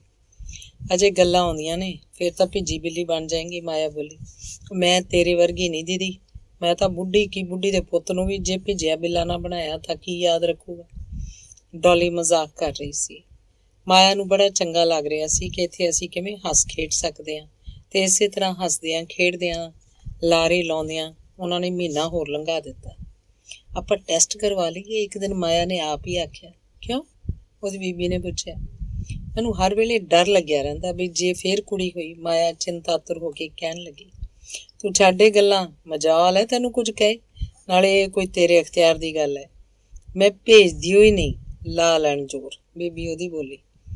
ਮਾਇਆ ਨੂੰ ਫੇਰ ਵੀ ਤੌਖਲਾ ਲੱਗਿਆ ਹੋਇਆ ਸੀ ਤੇ ਉਹ ਆਪਣੀ ਬੀਬੀ ਨੂੰ ਨਾਲ ਲੈ ਕੇ ਇੱਕ ਦਿਨ ਟੈਸਟ ਕਰਵਾਉਣ ਚਲੀ ਗਈ। ਵਾਪਸ ਆਉਂਦਿਆਂ ਉਹਦੇ ਪੈਰ ਧਰਤੀ ਤੇ ਕਿਹੜਾ ਲੱਗਦੇ ਸਨ। ਟੈਸਟ ਦੀ ਰਿਪੋਰਟ 'ਚ ਲੜਕਾ ਆਇਆ ਸੀ। ਉਸੇ ਸ਼ਾਮ ਮਾਇਆ ਦੀ ਬੀਬੀ ਨੇ ਮਾਇਆ ਦੀ ਸੱਸ ਨੂੰ ਫੋਨ ਕੀਤਾ ਤੇ ਆਖਿਆ, ਵਧਾਈਆਂ ਹੋਣ, ਮਾਇਆ ਦਾ ਪੈਰ ਭਾਰੀ ਹੈ। ਮਾਇਆ ਦੀ ਸੱਸ ਨੇ ਚੌਂਕ ਕੇ ਪੁੱਛਿਆ, ਕਿੰਨੇ ਕੁ ਦਿਨ ਹੋ ਗਏ ਉੱਪਰ? ਤੀਜਾ ਮਹੀਨਾ ਹੈ, ਮਾਇਆ ਦੀ ਮਾਂ ਨੇ ਦੱਸਿਆ। ਚੰਗਾ, ਮੈਂ ਆਪ ਆ ਜੂੰਗੀ ਲੈਣ, ਤੁਸੀਂ ਨਾ ਛੱਡਣ ਆਇਓ, ਮਾਇਆ ਦੀ ਸੱਸ ਨੇ ਪਤਾ ਨਹੀਂ ਕੀ ਸੋਚ ਕੇ ਆਖਿਆ। ਅੰਗ 9। ਟੈਸਟ ਕਰਵਾਉਣ ਮਗਰੋਂ ਮਣਾ ਮੂੰਹ ਭਾਰ ਜਿਵੇਂ ਮਾਇਆ ਦੇ ਮਨ ਤੋਂ ਲੈ ਗਿਆ। ਉਹਨੂੰ ਖਿਆਲ ਆਇਆ, ਉਂਝ ਹੀ ਤਾਂ ਲੋਕ ਨਹੀਂ ਆਖਦੇ ਪੁੱਤੀ ਗੰਢ ਪਏ ਸੰਸਾਰ, ਤੇ ਹੁਣੀ ਤਾਂ ਉਹਦਾ ਇਹ ਸੰਸਾਰ ਨਾਲ ਕੋਈ ਰਿਸ਼ਤਾ ਬਣਿਆ ਸੀ। ਪਹਿਲੀ ਵਾਰੀ ਮਾਇਆ ਨੇ ਆਪਣੀ ਬੀਬੀ ਨੂੰ ਇੱਕ ਪਿੰਕ ਰੰਗ ਦਾ ਸਿਲਕ ਦਾ ਸੂਟ ਬਣਵਾ ਦੇਣ ਲਈ ਆਖਿਆ। ਪਹਿਲੀ ਵਾਰ ਉਹਨੇ ਨਿੱਕੀ ਜਿਹੀ ਤੀਲੀ ਜੋ ਉਹਨੂੰ ਬੜੀ ਸਜਦੀ ਸੀ ਨੱਕ 'ਚ ਪਾਈ। ਕੱਲੀ ਖਲੋਤੀ ਸ਼ੀਸ਼ੇ ਮੂਹਰੇ ਵਾਲ ਵਾਹੁੰਦੀ ਨੇ ਉਹਨੇ ਮੁਸਕਰਾ ਕੇ ਜਿਵੇਂ ਆਪਣੇ ਆਪ ਨੂੰ ਦੱਸਿਆ, ਗਾਰਗੀ, ਹੁਣ ਸਾਡੇ ਘਰ ਨਿੱਕਾ ਜਿਹਾ ਕਾਕਾ ਆਏਗਾ। ਕਾਕੇ ਤੋਂ ਮਗਰੋਂ ਭਾਵੇਂ ਤੂੰ ਵੀ ਆ ਜਾਈਂ, ਫੇਰ ਨਹੀਂ ਤੈਨੂੰ ਵਾਪਸ ਮੋੜਿਆ ਜਾਏਗਾ। ਮਾਨੀ ਮਾਨੂੰ ਕਾਕੇ ਨੂੰ ਵੱਡਿਆਂ ਕਰਦੀ, ਸਕੂਲ ਭੇਜਦੀ, ਫਿਰ ਕਾਲਜ ਤੇ ਫਿਰ ਉਹਦਾ ਕਾਜ ਰਚਾਉਂਦੀ। ਉਹ ਸੋਚਦੀ ਆਪਣੀ ਨੂੰਹ ਨੂੰ ਬਹੁਤ ਪਿਆਰ ਨਾਲ ਰੱਖੇਗੀ। ਨੂੰਹ ਵੀ ਤਾਂ ਕਿਸੇ ਦੀ ਬੇਟੀ ਹੁੰਦੀ ਹੈ। ਇੰਨਾ ਥੋੜ੍ਹਾ ਕਿ ਉਹ ਆਪਣਾ ਘਰ-ਬਾਰ, ਮਾਪੇ, ਸਕੇ ਸੰਬੰਧੀ ਸਭ ਨੂੰ ਛੱਡ ਕੇ ਤੁਹਾਡੇ ਘਰ ਆ ਜਾਂਦੀ ਹੈ। ਤੁਹਾਨੂੰ ਤਾਂ ਉਹਦੇ ਮਾਪਿਆਂ ਦੇ ਸਗੋਂ ਧੰਨਵਾਦੀ ਹੋਣਾ ਚਾਹੀਦਾ, ਜਿਹੜੇ ਪਾਲ ਪੋਸ ਕੇ, ਪੜ੍ਹਾ ਲਿਖਾ ਕੇ, ਦਿੱਤ ਦਾਜ ਦੇ ਕੇ ਤੁਹਾਡੇ ਘਰ ਤੋਰ ਦਿੰਦੇ ਨੇ। ਸਾਨੂੰ ਇਹ ਨਹੀਂ ਸੋਚ ਲੈਣਾ ਚਾਹੀਦਾ ਕਿ ਉਹ ਸਾਡੇ ਘਰ ਬਿਨਾਂ ਉਜਰਤ ਸਾਰੀ ਉਮਰ ਲਈ ਗੋਲਾ ਧੰਦਾ ਕਰਨ ਆਉਂਦੀ ਹੈ। ਮਾਇਆ ਇਹਨਾਂ ਹੀ ਸੋਚਾਂ 'ਚ ਤੁਰੀ ਫਿਰਦੀ ਰਹਿੰਦੀ ਕਿ ਬਿਨਾਂ ਹੀ ਦੱਸਿਆਂ ਇੱਕ ਦਿਨ ਉਹਦੀ ਸੱਸ ਆ ਪਹੁੰਚੀ। ਉਹ ਮਾਇਆ ਲਈ ਇੱਕ ਸੂਟ ਵੀ ਲੈ ਕੇ ਆਈ ਸੀ ਤੇ ਗੱਲਾਂ ਵੀ ਬੜੀਆਂ ਮਿੱਠੀਆਂ ਮਿੱਠੀਆਂ ਕਰ ਰਹੀ ਸੀ। ਰੋਟੀ ਟੂ ਖਾ ਕੇ ਆਥਣੇ ਜੇ ਉਹ ਮਾਇਆ ਨੂੰ ਇਕੱਲੀ ਦੇਖ ਸਮਝਾਉਣ ਲੱਗੀ, ਦੇਖ ਮੇਰੀ ਧੀ, ਮੈਂ ਕੋਈ ਤੇਰੀ ਵੈਰਨ ਨਹੀਂ, ਤੁਹਾਡਾ ਭਲਾ ਚਾਹੁੰਦੀ ਹਾਂ। ਕਿੱਥੇ ਦਿੱਲੀ ਜਾਂਦੇ ਫਿਰਾਂਗੇ, ਇੱਥੇ ਟੈਸਟ ਕਰਵਾ ਲਈ। ਤੇਰੀ ਬੀਬੀ ਦੀ ਕੋਈ ਨਾ ਕੋਈ ਡਾਕਟਰ ਨਹੀਂ ਵਾਕਫ ਤਾਂ ਹੋਏਗੀ, ਯਾਨੀ 4 ਪੈਸੇ ਵੱਧ ਦੇ ਦਿਆਂਗੇ। ਮੈਂ ਤਾਂ ਰਿਪੁਦਮਨ ਨੂੰ ਵੀ ਨਹੀਂ ਦੱਸਿਆ, ਸੋਚਿਆ ਔਖਾ ਹੀ ਨਾ ਹੋ ਜਾਏ ਵੀ ਮੇਰੀ ਕੁੜੀ ਦੀ ਤੁਹਾਨੂੰ ਕੀ ਤਕਲੀਫ ਹੈ। ਇੱਕੋ ਸਾਹ ਮਾਇਆ ਦੀ ਸੱਸ ਕਿੰਨਾ ਕੁਝ ਕਹਿ ਗਈ। ਮਾਇਆ ਨੇ ਹੱਸ ਕੇ ਆਖਿਆ, ਮੁੰਡਾ ਹੋਵੇ ਕੁੜੀ, ਮੈਂ ਨਹੀਂ ਟੈਸਟ ਕਰਾਉਣਾ। ਸੱਸ ਉਹਦੀ ਹੈਰਾਨ ਹੋ ਕੇ ਉਸ ਵੱਲ ਝਾਕੀ। ਇਹਦੇ ਮੂੰਹ 'ਚ ਤਾਂ ਜ਼ੁਬਾਨ ਤੱਕ ਨਹੀਂ ਸੀ, ਕਿਸੇ ਨੇ ਸਿਖਾ ਤਾਂ ਨਹੀਂ ਦਿੱਤੀ। ਹੋ ਸਕਦਾ ਮਤਰੇਈ ਮਾਂ ਨੇ ਕੰਨ ਭਰ ਦਿੱਤੇ ਹੋਣ ਵੀ ਸੌਕਣ ਦੀ ਧੀ ਕੀ ਸੁਖੀ ਵਸ ਜੇ। ਫੇਰ ਨਰਮ ਪੈਂਦੀ ਬੋਲੀ, ਨਾ ਮੇਰੀ ਧੀ, ਸਾਰੀ ਦੁਨੀਆ ਟੈਸਟ ਕਰਵਾਉਂਦੀ ਹੈ, ਵਾਧੂ 9 ਮਹੀਨੇ ਭਾਰ ਢੋ ਕੇ ਪੱਥਰ ਜੰਮਣਾ ਤਾਂ ਕੋਈ ਸਿਆਣਪ ਦੀ ਗੱਲ ਨਹੀਂ, ਮਗਰੋਂ ਤੁਸੀਂ ਹੀ ਔਖੇ ਹੋਵੋਗੇ। ਜੇ ਸਾਰੇ ਲੋਕ ਇਉਂ ਹੀ ਸੋਚਣ ਲੱਗ ਜਾਣ ਤਾਂ ਕੁੜੀਆਂ ਦਾ ਤਾਂ ਕਾਲ ਹੀ ਪੈ ਜਾਊ। ਲੋਕੀ ਆਪਣੇ ਮੁੰਡੇ ਕਿੱਥੇ ਵਿਆਹਿਆ ਕਰਨਗੇ, ਮਾਇਆ ਨੇ ਦਲੀਲ ਦਿੱਤੀ। ਲੋਕਾਂ ਦੇ ਮੁੰਡਿਆਂ ਦੇ ਮਾਰ ਗੋਲੀ, ਆਪਾਂ ਤਾਂ ਆਪਣਾ ਘਰ ਦੇਖਣਾ, ਮਾਇਆ ਦੀ ਸੱਸ ਬੋਲੀ। ਜੇ ਸਾਡੇ ਬੀਬੀ ਪਾਪਾ ਜੀ ਇਉਂ ਸੋਚਦੇ ਸਾਨੂੰ ਤਾਂ ਕਦੋਂ ਦੇ ਮਾਰ ਮੁਕਾ ਦਿੰਦੇ, ਮਾਇਆ ਬੋਲੀ। ਸੱਸ ਨੂੰ ਕੋਈ ਗੱਲ ਨਹੀਂ ਸੀ ਔੜ ਰਹੀ, ਪਰ ਉਹ ਮਸੋਸਿਆ ਜਿਹਾ ਮੂੰਹ ਕਰਕੇ ਬੈਠ ਗਈ ਤੇ ਮਾਇਆ ਦੇ ਕੋਲ ਹੋ ਕੇ ਉਹਦੇ ਪੈਰਾਂ ਕੰਨੀ ਹੱਥ ਲਿਜਾ ਕੇ ਆਖਣ ਲੱਗੀ, ਮੈਂ ਤੇਰੇ ਪੈਰੀ ਪੈਂਦੀ ਹਾਂ, ਹਾੜੇ ਮੇਰੀ ਧੀ, ਬਸ ਐਤਕੀ ਮੇਰਾ ਕਹਿਣਾ ਮੰਨ ਲੈ। ਬੁੱਢੀ ਦੇ ਤਰਲੇ ਵੇਖ ਕੇ ਮਾਇਆ ਹੱਸ ਪਈ ਤੇ ਆਖਣ ਲੱਗੀ, ਮੰਗਾ ਮਾਤਾ ਲੱਡੂ, ਟੈਸਟ ਅਸੀਂ ਕਰਵਾ ਲਿਆ ਹੋਇਆ ਤੇ ਐਤਕੀ ਤੇਰੇ ਘਰ ਪੋਤਾ ਹੀ ਜੰਮਣਾ। ਸ਼ੁਕਰ ਵੇ ਰੱਬਾ, ਸ਼ੁਕਰ ਹੈ। ਮੈਂ ਜਾਣਦੀ ਸੀ ਮੇਰੀ ਮਾਇਆ ਨਹੀਂ ਐਡੀ ਕਮਲੀ ਹੋ ਸਕਦੀ। ਹੁਣ ਤੂੰ ਮੇਰੇ ਨਾਲ ਹੀ ਚੱਲੀ ਚੱਲ। ਮੈਂ ਕੰਮ ਧੰਦਾ ਕਰਨ ਲਈ ਸਾਲ ਭਰ ਲਈ ਮੈਰੀ ਨੂੰ ਰੱਖ ਲਊਂ, ਨਾਲੇ ਖਾਣ ਪੀਣ ਨੂੰ ਚੱਜ ਦਾ ਦਊਂ। ਰਿਪੁਦਮਨ ਬਥੇਰੇ ਫਲ ਫਰੂਟ ਲਿਆ ਦਿਆ ਕਰੂ। ਉਹ ਖੁਸ਼ ਹੋ ਕੇ ਆਖ ਰਹੀ ਸੀ। ਅਗਲੇ ਦਿਨ ਉਹ ਬੀਬੀ ਦੇ ਨਾਂਹ ਨੁੱਕਰ ਕਰਨ ਤੇ ਵੀ ਮਾਇਆ ਨੂੰ ਨਾਲ ਲੈ ਕੇ ਗਈ। ਮਾਇਆ ਦੀ ਬੀਬੀ ਨੇ ਇੱਕ ਸਿਲਕ ਦਾ ਸੂਟ ਤੇ ਕਾਮ ਪਾਉਣ ਵਾਲਾ ਗਰਮੀਆਂ ਦਾ ਸੂਟ ਮਾਇਆ ਲਈ ਬਣਵਾ ਦਿੱਤਾ ਸੀ। 2 ਡੱਬੇ ਮਠਿਆਈ ਦੇ ਤੇ 100 ਰੁਪਇਆ ਉਹਨੂੰ ਉਹਦੀ ਸੱਸ ਨੂੰ ਦਿੱਤਾ। ਕਾਹਨੂੰ ਖੇਚਲ ਕਰਦੇ ਹੋ, ਆ ਕੇ ਬੁੱਢੀ ਨੇ 100 ਦਾ ਨੋਟ ਚੁੱਕ ਕੇ ਆਪਣੇ ਰੁਮਾਲ ਦੇ ਲੜ ਬੰਨ੍ਹ ਲਿਆ ਤੇ ਰੁਮਾਲ ਨੂੰ ਸੰਭਾਲ ਕੇ ਆਪਣੀ ਪਰਸੀ ਜਿਹੀ 'ਚ ਪਾ ਲਿਆ। ਘਰ ਪਹੁੰਚ ਕੇ ਉਹਨੇ ਆਪਣੇ ਪੁੱਤਰਾਂ ਦਾ ਮੂੰਹ ਮਿੱਠਾ ਕਰਾਇਆ ਤੇ ਖੁਸ਼ਖਬਰੀ ਦੱਸੀ। ਰਿਪੁਦਮਨ ਨੂੰ ਲੱਗਦਾ ਸੀ ਆਮ ਹੀ ਲੋਕਾਂ ਦੇ ਬੱਚੇ ਹੁੰਦੇ ਰਹਿੰਦੇ ਨੇ, ਇਸ 'ਚ ਏਡਾ ਚਾਅ ਕਰਨ ਵਾਲੀ ਕਿਹੜੀ ਗੱਲ ਸੀ। ਉਂਝ ਉਹਨੂੰ ਮਾਇਆ ਅੱਗੇ ਨਾਲੋਂ ਸਿਹਤਮੰਦ ਤੇ ਖੁਸ਼ ਦਿਸੀ। ਜਨਾਨੀਆਂ ਲਈ ਗਹਿਣੇ ਕੱਪੜੇ ਖਰੀਦ ਲੈਣਾ ਤੇ ਜਵਾਕ ਜੰਮ ਲੈਣਾ, ਇਹੀ ਤਾਂ ਜ਼ਿੰਦਗੀ ਦਾ ਮਕਸਦ ਹੁੰਦਾ, ਉਹ ਸੋਚ ਰਿਹਾ ਸੀ। ਅਗਲੇ ਦਿਨ ਮਨੋਹਰ ਰਿਪੁਦਮਨ ਲਈ, ਮਾਇਆ ਲਈ, ਮਾਂ ਲਈ ਤੇ ਆਪਣੇ ਲਈ ਵੀ ਕੱਪੜੇ ਖਰੀਦ ਲਿਆਇਆ। ਅਖੇ ਕਾਕੇ ਦੇ ਆਉਣ ਦੀ ਖੁਸ਼ੀ 'ਚ ਨਹੀਂ, ਕਾਕੇ ਦਾ ਨਾਂ ਵੀ ਮੈਂ ਹੀ ਰੱਖੂੰਗਾ, ਉਹਨੇ ਖੁਸ਼ ਹੋ ਕੇ ਆਖਿਆ। ਰਿਪੁਦਮਨ ਨੂੰ ਤੇ ਮਾਤਾ ਨੂੰ ਮਨੋਹਰ ਦੀ ਇਹ ਗੱਲ ਬੜੀ ਚੰਗੀ ਲੱਗੀ। ਸਿਰਫ ਮਾਇਆ ਚੁੱਪ ਰਹੀ। ਉਹਨੂੰ ਮਨੋਹਰ ਚੰਗਾ ਨਹੀਂ ਸੀ ਲੱਗਦਾ, ਪਰ ਉਹਦੇ ਬਾਰੇ ਕੋਈ ਵੀ ਅਣਸੁਖਾਵੀਂ ਗੱਲ ਆ ਕੇ ਘਰ 'ਚ ਫਿੱਕ ਨਹੀਂ ਸੀ ਪਾਉਣਾ ਚਾਹੁੰਦੀ। ਮਾਤਾ ਹੁਣ ਸੱਚਮੁੱਚ ਹੀ ਮਾਇਆ ਦਾ ਬੜਾ ਖਿਆਲ ਰੱਖਦੀ।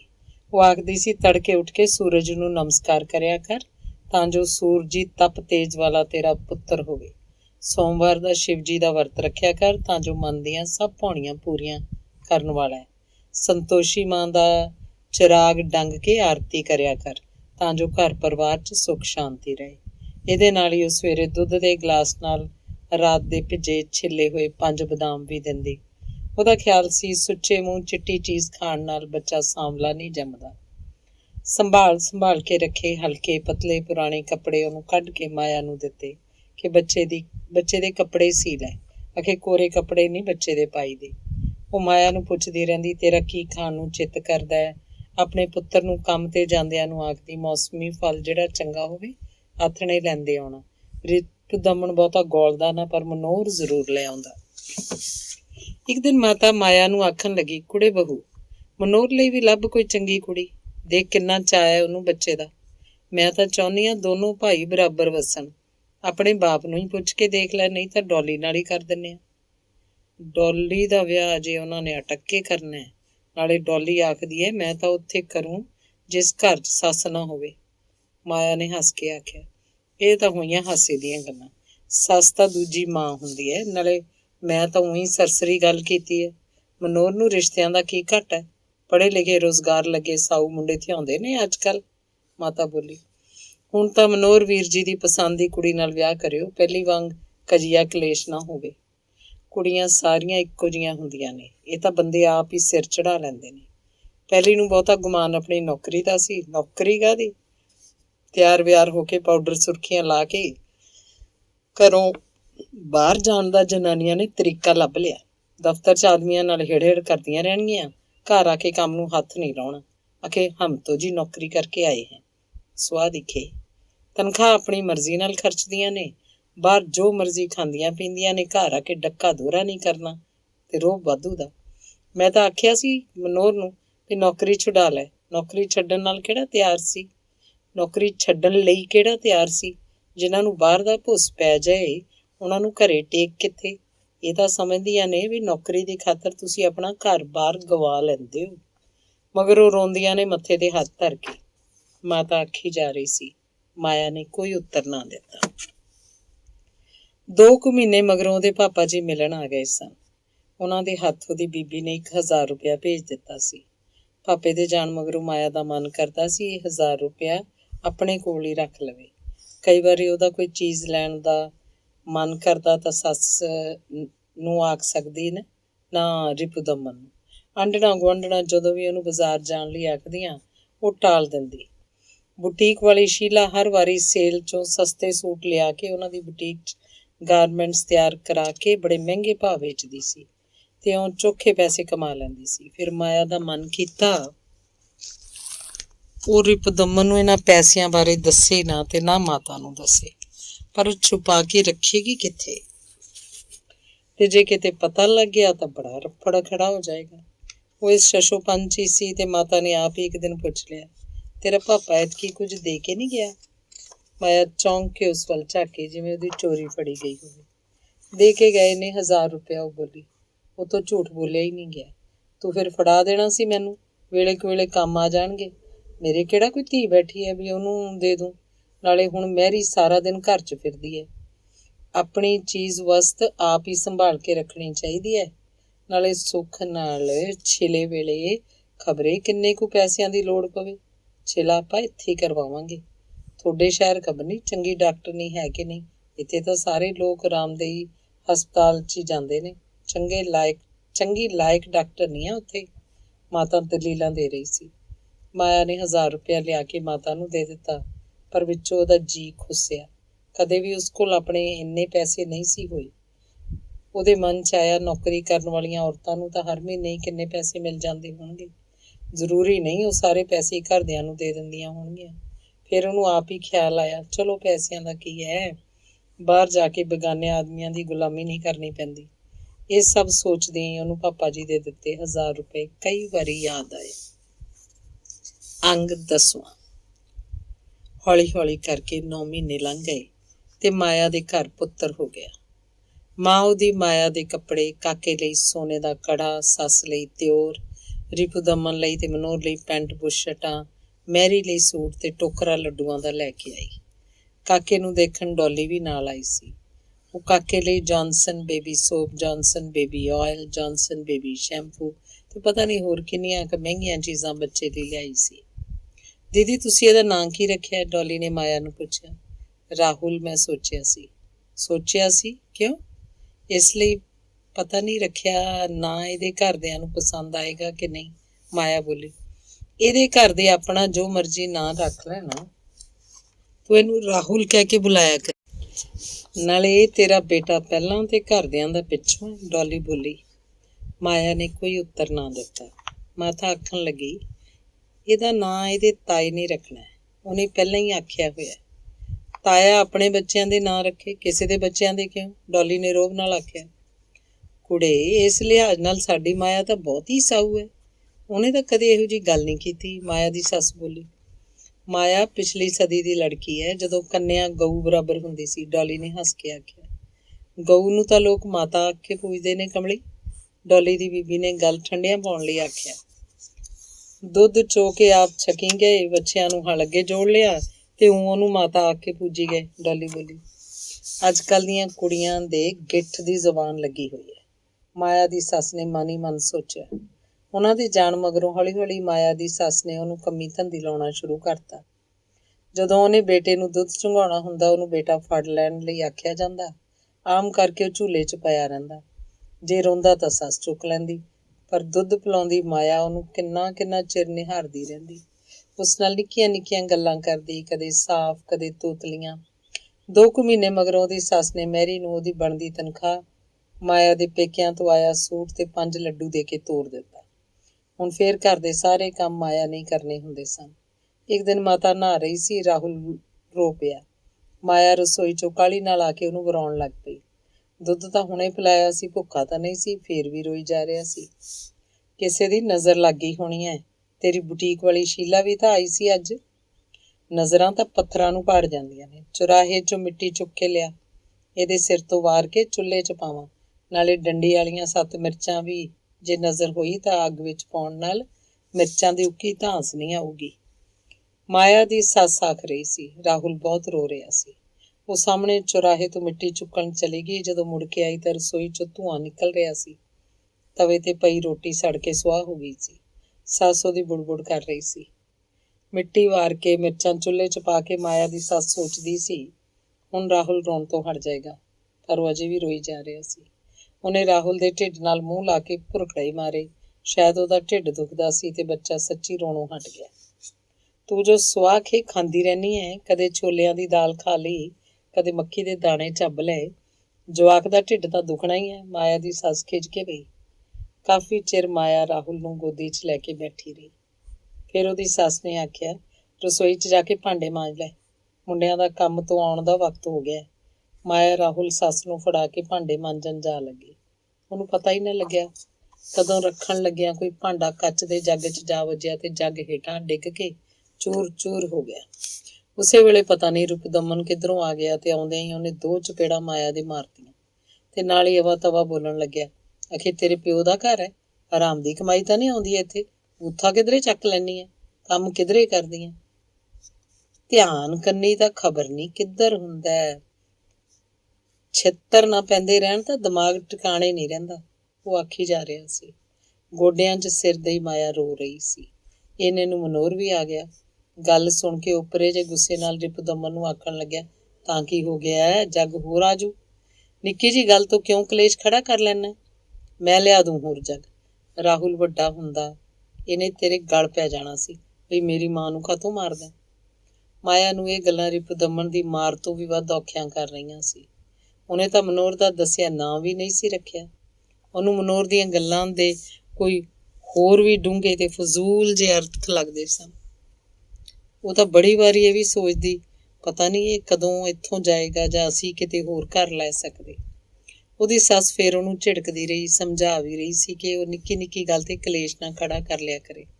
ਤੈਨੂੰ ਪਤਾ ਹੈ ਰਿਪੁਦਮਨ ਦੇ ਮਨ 'ਚ ਨਹੀਂ ਕੁਛ ਹੁੰਦਾ, ਇੱਕਦਮ ਭੜਕ ਪੈਂਦਾ, ਫਿਰ ਝੱਟ ਠੰਡਾ ਵੀ ਹੋ ਜਾਂਦਾ। ਮਾਇਆ ਕਿੰਨਾ ਹੀ ਚਿਰ ਚੁੱਪਚਾਪ ਰੋਂਦੀ ਰਹੀ। ਰਾਹੁਲ ਰੋਣੋਂ ਚੁੱਪ ਕਰ ਗਿਆ ਸੀ। ਚੱਲ ਉੱਠ, ਰੋਟੀ ਟੁਕਦਾਰ ਕਰ, ਮੁੰਡੇ ਸਾਰੇ ਦਿਨ ਦੇ ਭੁੱਖੇ ਆਏ ਨੇ। ਚਾਹ ਤਾਂ ਮੈਂ ਦੇ ਦਿੱਤੀ ਹੈ ਬਣਾ ਕੇ, ਤੇਰੀ ਰੱਖੀ ਪਈ ਹੈ।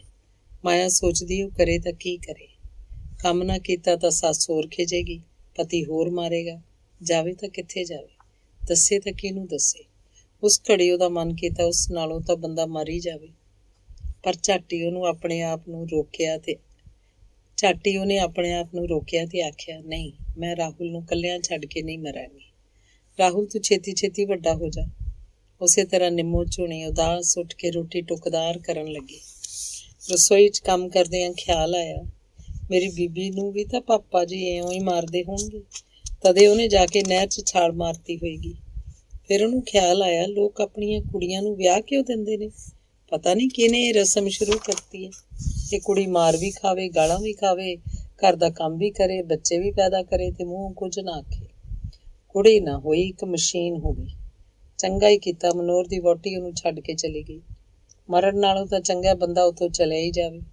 ਉਹ ਤਾਂ ਆਪ ਕਮਾਉਂਦੀ ਸੀ, ਰੋਟੀ ਲਈ ਉਹ ਕਿਸੇ ਦੀ ਮੁਥਾਜੀ ਨਹੀਂ ਸੀ, ਇਸ ਲਈ ਚਲੀ ਗਈ। ਮੈਂ ਆਪਣੇ ਮਾਂ ਪਿਓ ਦੇ ਘਰ ਕਿਵੇਂ ਜਾ ਬੈਠਾ, ਨਾਲੇ ਅਜੇ ਉਹਨਾਂ ਨੇ ਡੋਲੀ ਦਾ ਵਿਆਹ ਵੀ ਤਾਂ ਕਰਨਾ। ਜੇ ਮੇਰੇ ਵਿਆਹ 'ਚ ਕੋਈ ਗੜਬੜ ਹੋ ਗਈ, ਅਗਲਿਆਂ ਨੇ ਆਖਣਾ ਖਬਰੇ ਇਹਨਾਂ ਦੀਆਂ ਕੁੜੀਆਂ ਹੀ ਚੰਗੀਆਂ ਨਹੀਂ। ਬੀਬੀ ਤਾਂ ਇੰਨੀ ਚੰਗੀ ਹੈ, ਮੈਂ ਉਹਦੀ ਧੀ ਨੂੰ ਦੁੱਖ ਨਹੀਂ ਦੇ ਸਕਦੀ। ਨਾਲੇ ਆਖਦੇ ਨੇ ਸਭ ਆਪਣੀ ਆਪਣੀ ਤਕਦੀਰ ਹੁੰਦੀ ਹੈ, ਆਪਣੇ ਆਪਣੇ ਕਰਮ ਭੋਗਣੇ ਹੁੰਦੇ ਨੇ। ਜੇ ਪਿਛਲੇ ਜਨਮਾਂ 'ਚ ਮੈਂ ਚੰਗੇ ਕਰਮ ਕੀਤੇ ਹੁੰਦੇ ਤਾਂ ਹੀ ਇੱਥੇ ਸੁੱਖ ਮਿਲਦਾ। ਮੈਂ ਤਾਂ ਪਿਛਲੇ ਕੋਈ ਹਿਸਾਬ ਕਿਤਾਬ ਹੀ ਪੂਰੇ ਕਰਨੇ ਨੇ। ਇਹ ਸਭ ਤੱਤੀਆਂ ਸੋਚਾਂ ਪਿਛਾਂ ਛੁੱਟ ਜਾਂਦੀਆਂ ਜਦੋਂ ਛੋਟਾ ਜਿਹਾ ਰਾਹੁਲ ਉਹਦੀਆਂ ਲੱਤਾਂ ਨੂੰ ਆ ਕੇ ਚੰਬੜ ਜਾਂਦਾ, ਉਹਦੀ ਗੋਦੀ ਚੜ੍ਹ ਜਾਂਦਾ ਤੇ ਉਹਦੇ ਗਲ 'ਚ ਬਾਹਾਂ ਪਾ ਲੈਂਦਾ।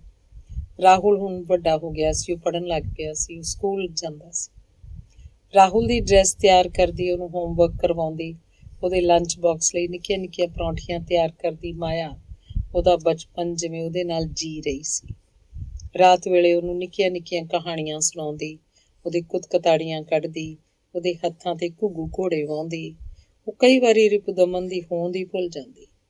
ਕਦੇ ਉਹਦੇ ਕੱਪੜੇ ਪ੍ਰੈਸ ਕਰਨੋਂ ਰਹਿ ਜਾਂਦੇ, ਕਦੇ ਉਹਦਾ ਤੌਲੀਆ ਨਾ ਲੱਭਦਾ, ਕਦੇ ਉਹਦੀਆਂ ਜੁਰਾਬਾਂ ਮੈਲੀਆਂ ਪਈਆਂ ਹੁੰਦੀਆਂ, ਕਦੇ ਉਹਦੇ ਬਿਸਤਰ ਦੀ ਚਾਦਰ ਨਾ ਬਦਲੀ ਹੁੰਦੀ। ਤਾਂ ਉਹ ਇਹਨਾਂ ਗੱਲਾਂ 'ਤੇ ਖੂਬ ਖਿੱਝਦਾ, ਕਦੇ ਕਦੇ ਗਾਲਾਂ ਵੀ ਦਿੰਦਾ, ਧੌਲ ਧੱਫਾ ਵੀ ਕਰਦਾ। ਮਾਇਆ ਨੂੰ ਇਹ ਸਭ ਸਹਿਣ ਦੀ ਜਿਵੇਂ ਆਦਤ ਪੈ ਗਈ ਸੀ, ਹੋਰ ਕਰਦੀ ਵੀ ਕੀ।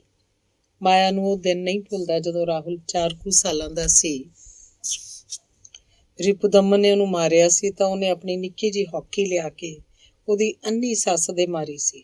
ਉਹ ਹੋਰ ਵੀ ਮਾਰਦਾ ਜੇ ਰਿਪੁਦਮਨ ਉਹ ਤੋਂ ਹੌਕੀ ਖੋ ਕੇ ਚਪੇੜ ਨਾ ਮਾਰਦਾ।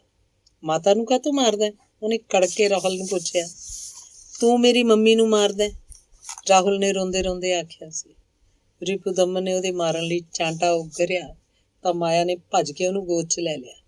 ਰਿਪੁਦਮਨ ਦੋਹਾਂ ਨੂੰ ਗਾਲਾਂ ਕੱਢਦਾ ਆਪਣੇ ਕਮਰੇ 'ਚ ਚਲਾ ਗਿਆ। ਅੰਨੀ ਮਾਤਾ ਅੱਖਾਂ ਨੂੰ ਝਮਕਦੀ ਆਖ ਰਹੀ ਸੀ, ਮਾਂ ਨੇ ਇਹੋ ਮੱਤ ਦਿੱਤੀ ਹੈ ਨਾ, ਗਾਏ ਖਲਣੇ ਦੀਆਂ ਆ ਜਾਂਦੀਆਂ ਨੇ ਤਾਂ ਅੱਗਾ ਹੀ ਗਾਲ ਦਿੰਦੀਆਂ ਨੇ। ਵੱਡਾ ਹੋ ਕੇ ਇਹਨੇ ਕੀ ਲੱਲੜ ਲਾਉਣੇ ਆ, ਹੁਣੇ ਨਹੀਂ ਮਾਨ। ਸਾਡੇ ਵੇਲਿਆਂ 'ਚ ਪਿਓ ਤੋਂ ਬੱਚੇ ਥਰ ਥਰ ਕੰਬਦੇ ਹੁੰਦੇ ਸੀ, ਇਹ ਹੁਣੇ ਪਿਓ ਦੀ ਬਰਾਬਰੀ ਕਰਦਾ। ਮਾਇਆ ਚੁੱਪਚਾਪ ਰਾਹੁਲ ਨੂੰ ਦੂਜੇ ਪਾਸੇ ਲੈ ਗਈ। ਉਸੇ ਦਿਨ ਮਨੋਹਰ ਨੇ ਦੱਸਿਆ ਉਹਦੀ ਬਦਲੀ ਚੰਡੀਗੜ੍ਹ ਦੀ ਹੋ ਗਈ ਹੈ। ਅਸਲ 'ਚ ਉਹ ਆਪ ਹੀ ਚੋਰੀ ਚੋਰੀ ਬਦਲੀ ਦੀ ਕੋਸ਼ਿਸ਼ ਕਰ ਰਿਹਾ ਸੀ। ਅੱਜ ਕੱਲ੍ਹ ਚੰਡੀਗੜ੍ਹ ਉਹਦਾ ਕਾਫੀ ਆਉਣ ਜਾਣ ਸੀ। ਅਸਲ 'ਚ ਉਹ ਕਿਸੇ ਕੁੜੀ ਦੇ ਚੱਕਰਾਂ 'ਚ ਸੀ ਜਿਹੜੀ ਆਖਦੀ ਸੀ ਮੈਂ ਚੰਡੀਗੜ੍ਹ ਨਹੀਂ ਛੱਡ ਸਕਦੀ। ਬਾਕੀ ਸ਼ਹਿਰਾਂ 'ਚ ਤਾਂ ਲੋਕ ਉਹੀ ਬੈਕਵਰਡ ਜਿਹੇ ਨੇ, ਇੱਥੇ ਕਿਸੇ ਨੂੰ ਕਿਸੇ ਨਾਲ ਕੋਈ ਵਾਸਤਾ ਨਹੀਂ, ਜਿਵੇਂ ਕਿਸੇ ਦਾ ਜੀਅ ਕਰੇ ਜਿਉਂ ਹੀ ਜਾਵੇ।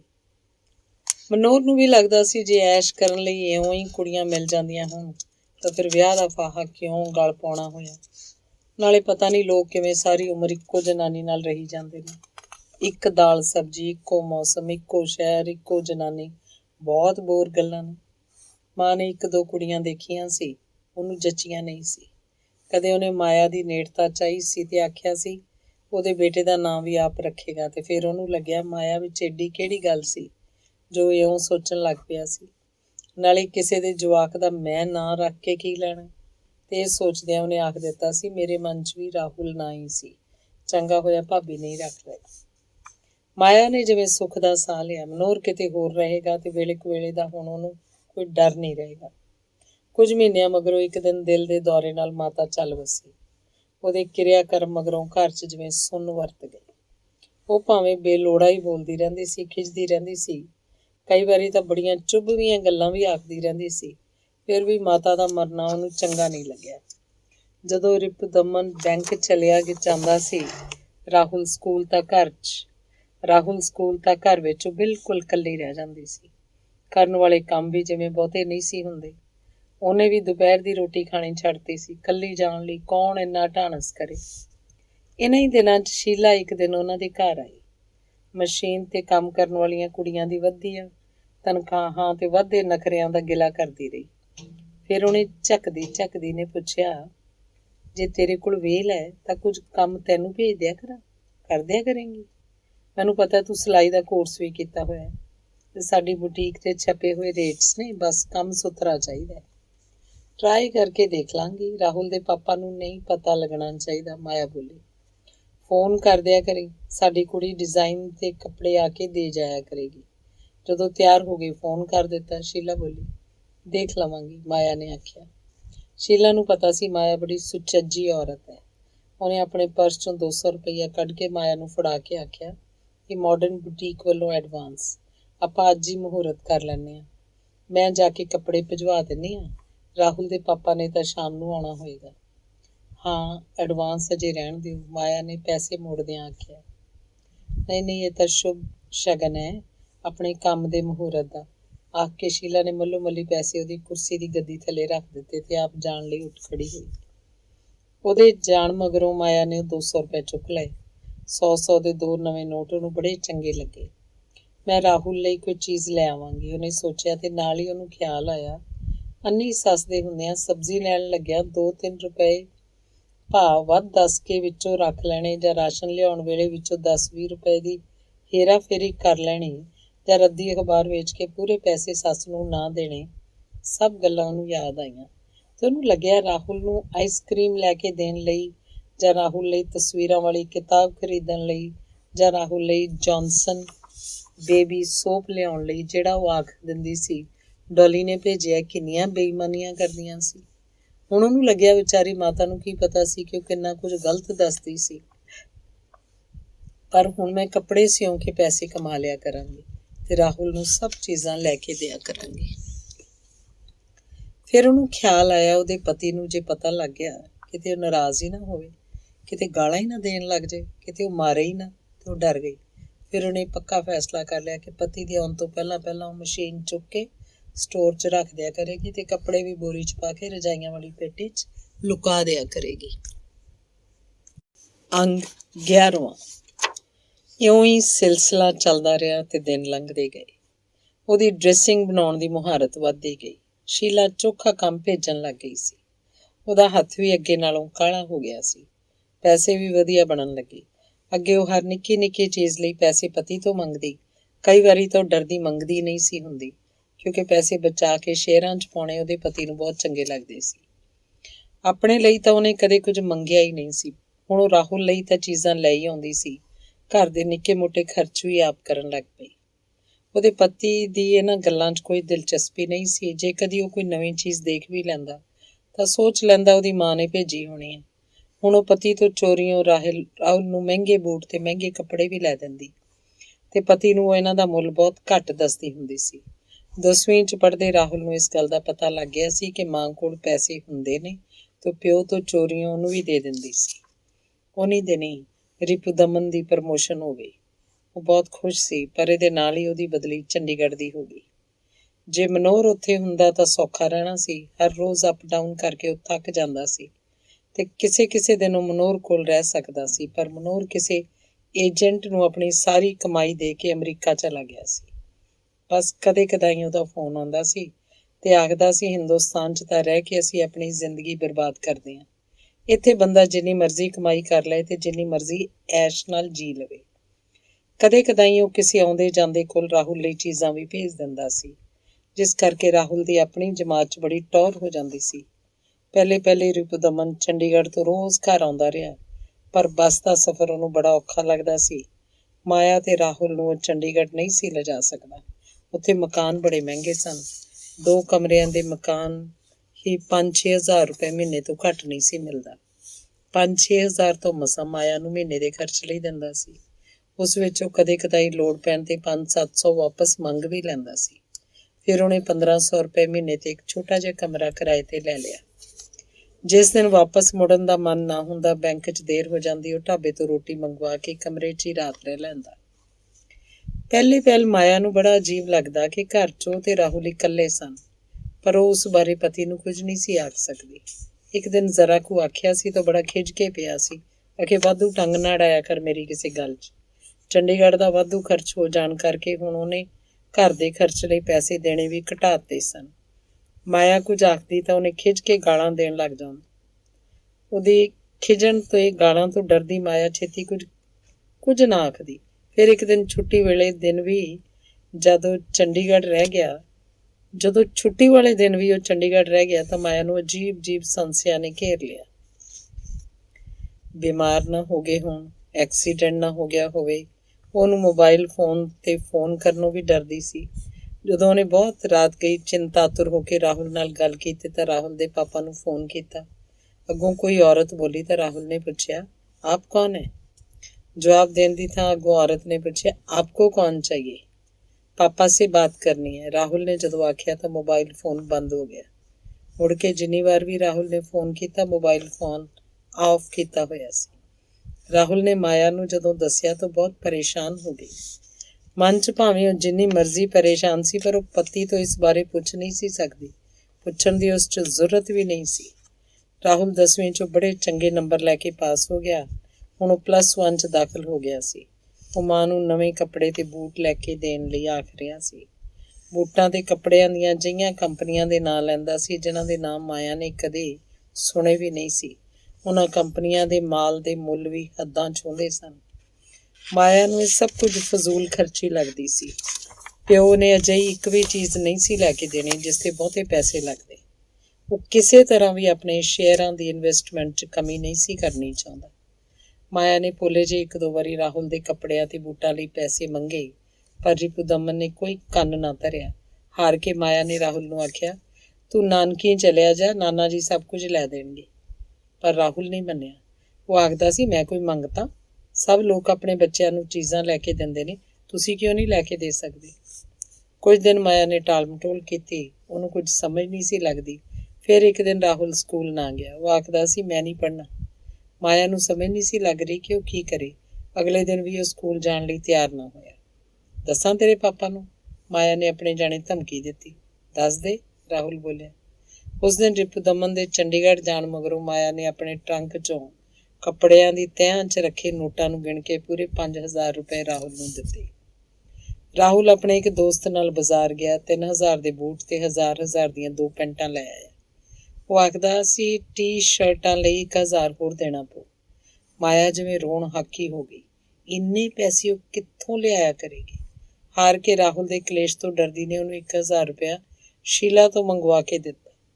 ਇਹਨਾਂ ਸਾਲਾਂ 'ਚ ਥੋੜ੍ਹੇ ਮੋਟੇ ਜਿਹੜੇ ਪੈਸੇ ਉਹਨੇ ਜੋੜ ਕੇ ਬੈਂਕ 'ਚ ਰੱਖੇ ਸੀ, ਉਹਨਾਂ ਨੂੰ ਨਹੀਂ ਸੀ ਛੇੜਨਾ ਚਾਹੁੰਦੀ। ਰਾਹੁਲ ਸੱਜ-ਵੱਜ ਕੇ ਜਦੋਂ ਸਕੂਲ ਜਾਂਦਾ, ਉਹਨੂੰ ਬੜਾ ਚੰਗਾ ਲੱਗਦਾ।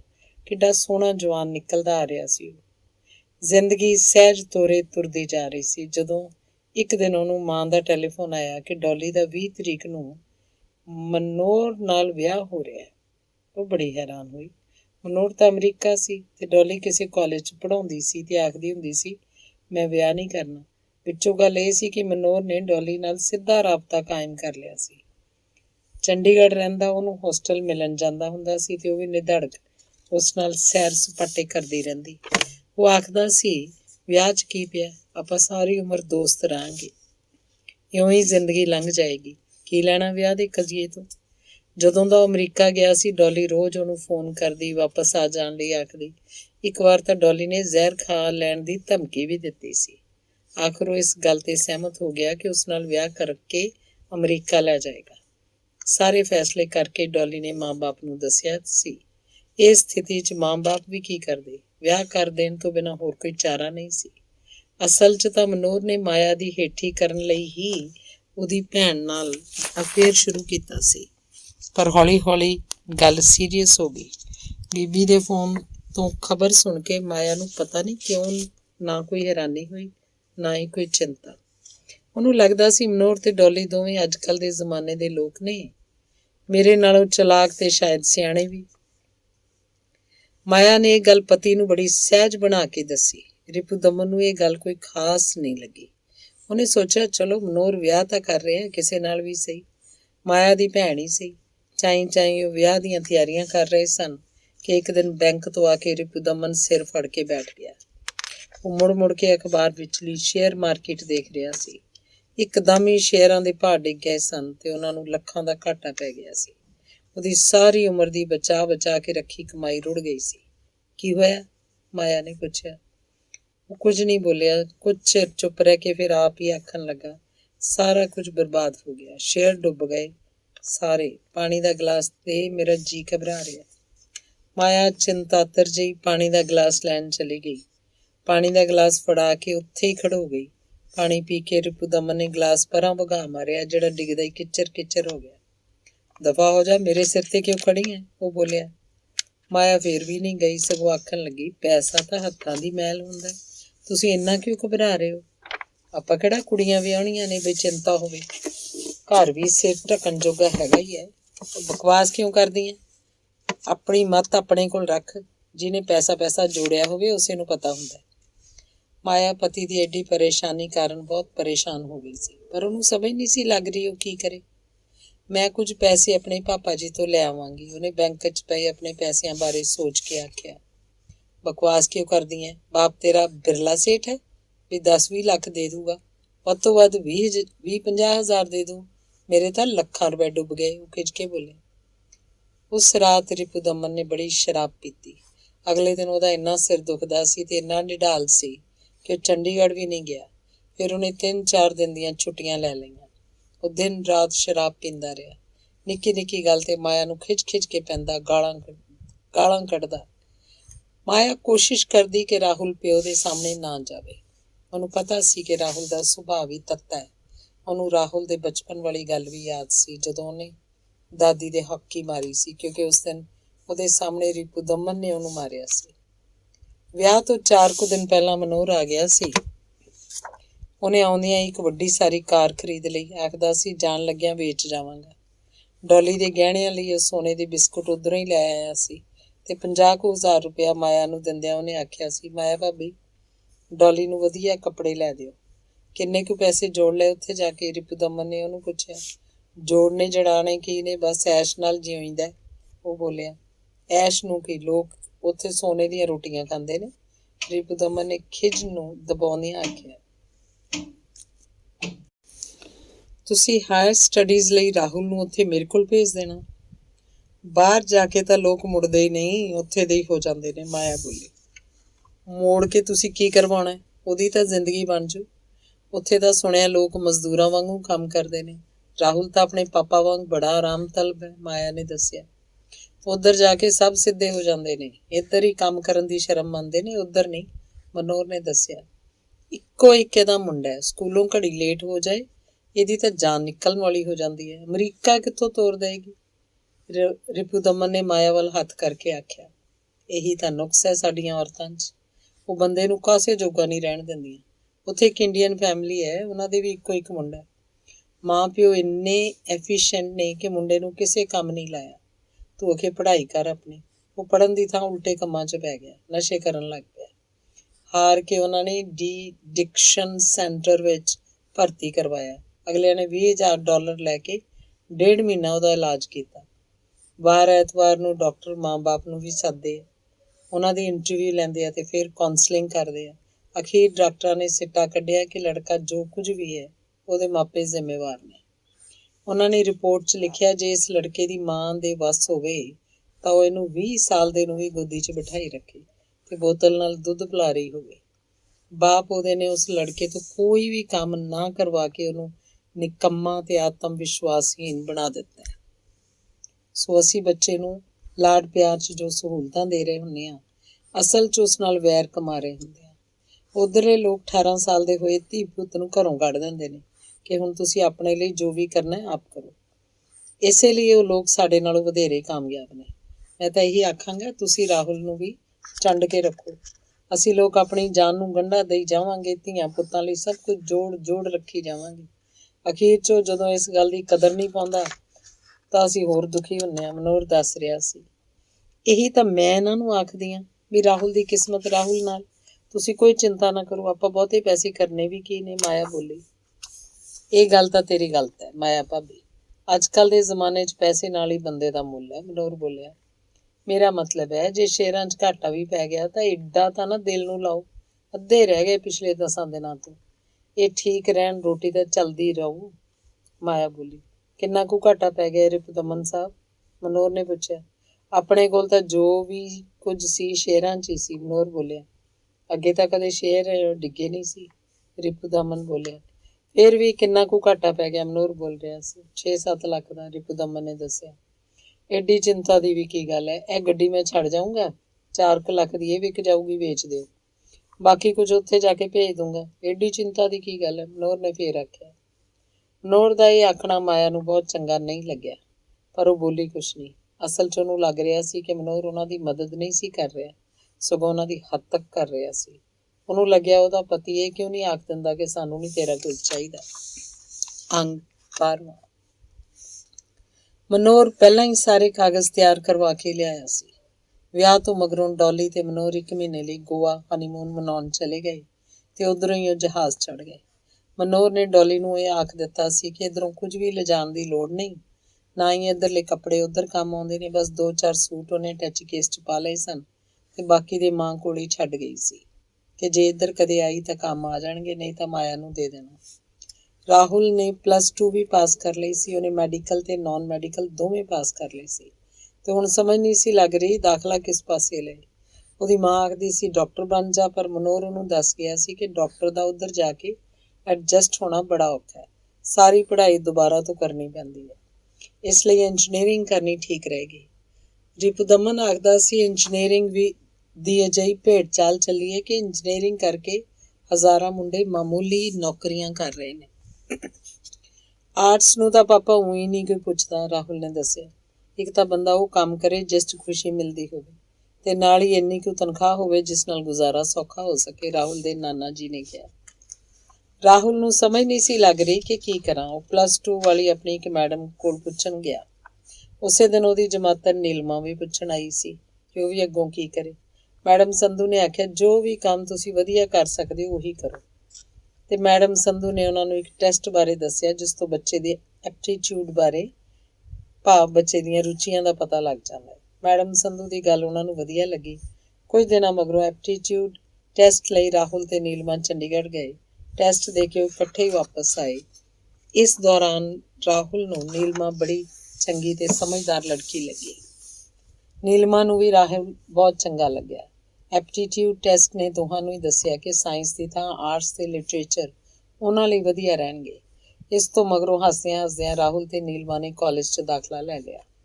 Literature, psychology, fine arts subject ਲੈ ਲਏ। ਰਾਹੁਲ ਕੀ ਕਰਦਾ ਕੀ ਨਹੀਂ ਕਰਦਾ, ਰਿਪੁਦਮਨ ਦੀ ਇਸ 'ਚ ਕੋਈ ਖਾਸ ਦਿਲਚਸਪੀ ਨਹੀਂ ਸੀ। ਉਹ ਆਪਣੇ ਸ਼ੇਅਰਾਂ 'ਚ, ਚੰਡੀਗੜ੍ਹ ਦੇ ਚੱਕਰਾਂ 'ਚ ਤੇ ਹੁਣ ਵੱਧ ਰਹੀ ਸ਼ਰਾਬ 'ਚ ਇੰਨਾ ਉਲਝ ਗਿਆ ਸੀ, ਇੰਨਾ ਖਿਝ ਗਿਆ ਸੀ ਕਿ ਉਹ ਗੱਲ ਤੇ ਮਾਇਆ ਤੇ ਗੁੱਸਾ ਕੱਢਦਾ, ਗਾਲਾਂ ਦਿੰਦਾ, ਕਦੇ ਕਦੇ ਧੌਲ ਧੱਫਾ ਵੀ ਕਰਦਾ।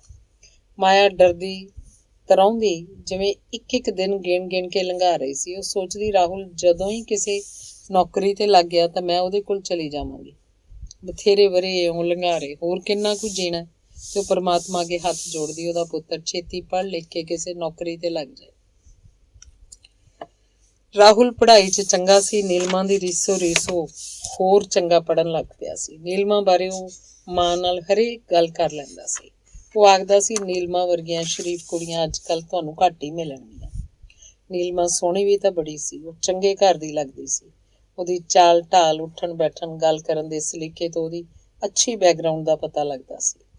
ਰਾਹੁਲ ਨੇ ਮਾਇਆ ਨੂੰ ਦੱਸਿਆ ਨੀਲਮਾ ਕਈ ਵਾਰੀ ਬੜੀ ਉਦਾਸ ਹੋ ਜਾਂਦੀ ਹੈ, ਕਦੇ ਕਦੇ ਤਾਂ ਅੱਖਾਂ ਵੀ ਭਰ ਲੈਂਦੀ ਹੈ। ਉਹਨੇ ਰਾਹੁਲ ਨੂੰ ਦੱਸਿਆ ਸੀ ਕਿ ਉਹਦੇ ਪਾਪਾ ਬਹੁਤੇ ਚੰਗੇ ਸੁਭਾਅ ਦੇ ਬੰਦੇ ਨੇ, ਸਾਰੀ ਤਨਖਾਹ ਮੰਮੀ ਨੂੰ ਲਿਆ ਕੇ ਦਿੰਦੇ ਨੇ, ਫਿਰ ਮੁੜ ਕੇ ਹਿਸਾਬ ਕਿਤਾਬ ਵੀ ਨਹੀਂ ਪੁੱਛਦੇ। ਪਰ ਉਹਦੀ ਮੰਮੀ ਤਿੱਖੇ ਸੁਭਾਅ ਦੀ ਔਰਤ ਹੈ। ਫਜ਼ੂਲ ਖਰਚਾ ਵੀ ਕਰਦੀ ਹੈ, ਉਹ ਪਾਪਾ ਨੂੰ ਮਿਹਣੇ ਮਾਰਦੀ ਹੈ ਕਿ ਤੂੰ ਆਪਣੀ ਮਾਂ ਤੋਂ ਆਮਦਨ ਦਾ ਹਿਸਾਬ ਕਿਉਂ ਨਹੀਂ ਲੈਂਦਾ।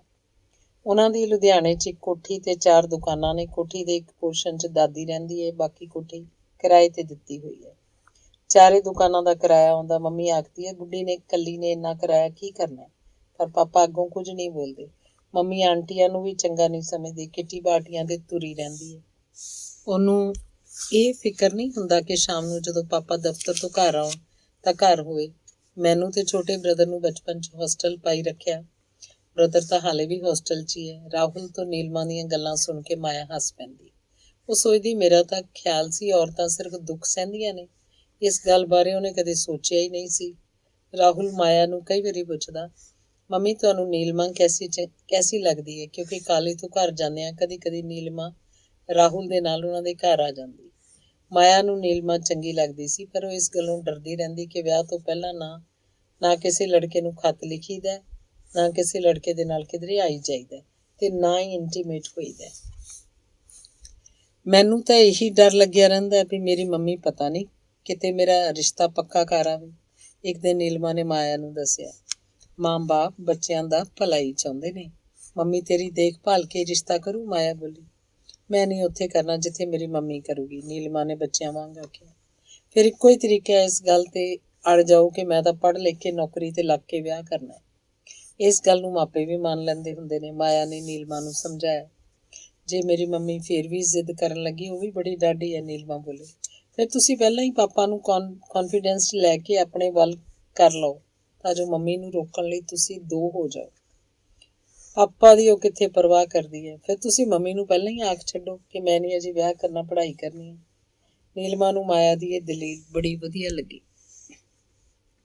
ਮਾਇਆ ਨੇ ਉਹਨੂੰ ਗੋਲਡ ਦੇ ਨਿੱਕੇ ਨਿੱਕੇ ਇੱਕ ਨਗ ਵਾਲੇ ਟੌਪਸ ਵੀ ਦਿੱਤੇ। ਟੌਪਸ ਲੈਂਦਿਆਂ ਨੀਲਮਾ ਦਾ ਮੂੰਹ ਖਿੜ ਗਿਆ ਤੇ ਉਹਨੇ ਉਹ ਉਸੇ ਵੇਲੇ ਆਪਣੇ ਕੰਨਾਂ 'ਚ ਪਾ ਲਏ। 2-3 ਦਿਨਾਂ ਮਗਰੋਂ ਘਰ ਜਦੋਂ ਟੌਪਸ ਉਹਦੀ ਮੰਮੀ ਦੀ ਨਜ਼ਰ ਪਏ ਤਾਂ ਉਹਨੇ ਆਖਤਾ, ਆਰਟੀਫਿਸ਼ਲ ਲੱਗਦੇ ਨੇ। ਹਾਂ, 10 ਰੁਪਏ ਦੇ ਆਏ ਨੇ। ਨੀਲਮਾ ਬੋਲੀ, ਮੈਂ ਤੈਨੂੰ ਅਸਲੀ ਬਣਵਾ ਦਿਆਂਗੀ। ਆਰਟੀਫਿਸ਼ਲ ਕਾਹਨੂੰ ਪਾਉਣੇ ਨੇ, ਉਹਦੀ ਮੰਮੀ ਨੇ ਆਖਿਆ। ਕਾਲਜ ਦੇ ਟੂਰ ਤੇ ਰਾਹੁਲ ਤੇ ਨੀਲਮਾ ਵੀ ਗਏ। ਰਾਹੁਲ ਨੂੰ ਸਮਝ ਨਹੀਂ ਸੀ ਲੱਗ ਰਹੀ ਕਿ ਉਹ ਆਪਣੀ ਮੰਮੀ ਲਈ ਕੀ ਲੈ ਕੇ ਜਾਏ। ਨੀਲਮਾ ਨੇ ਪੁੱਛਿਆ, ਤੇਰੀ ਮੰਮੀ ਨੂੰ ਸਭ ਤੋਂ ਵੱਧ ਕੀ ਪਸੰਦ ਹੈ? ਮੇਰੀ ਮੰਮੀ ਨੂੰ ਸਭ ਤੋਂ ਵੱਧ ਤੂੰ ਪਸੰਦ ਹੈ, ਰਾਹੁਲ ਨੇ ਹੱਸ ਕੇ ਆਖਿਆ।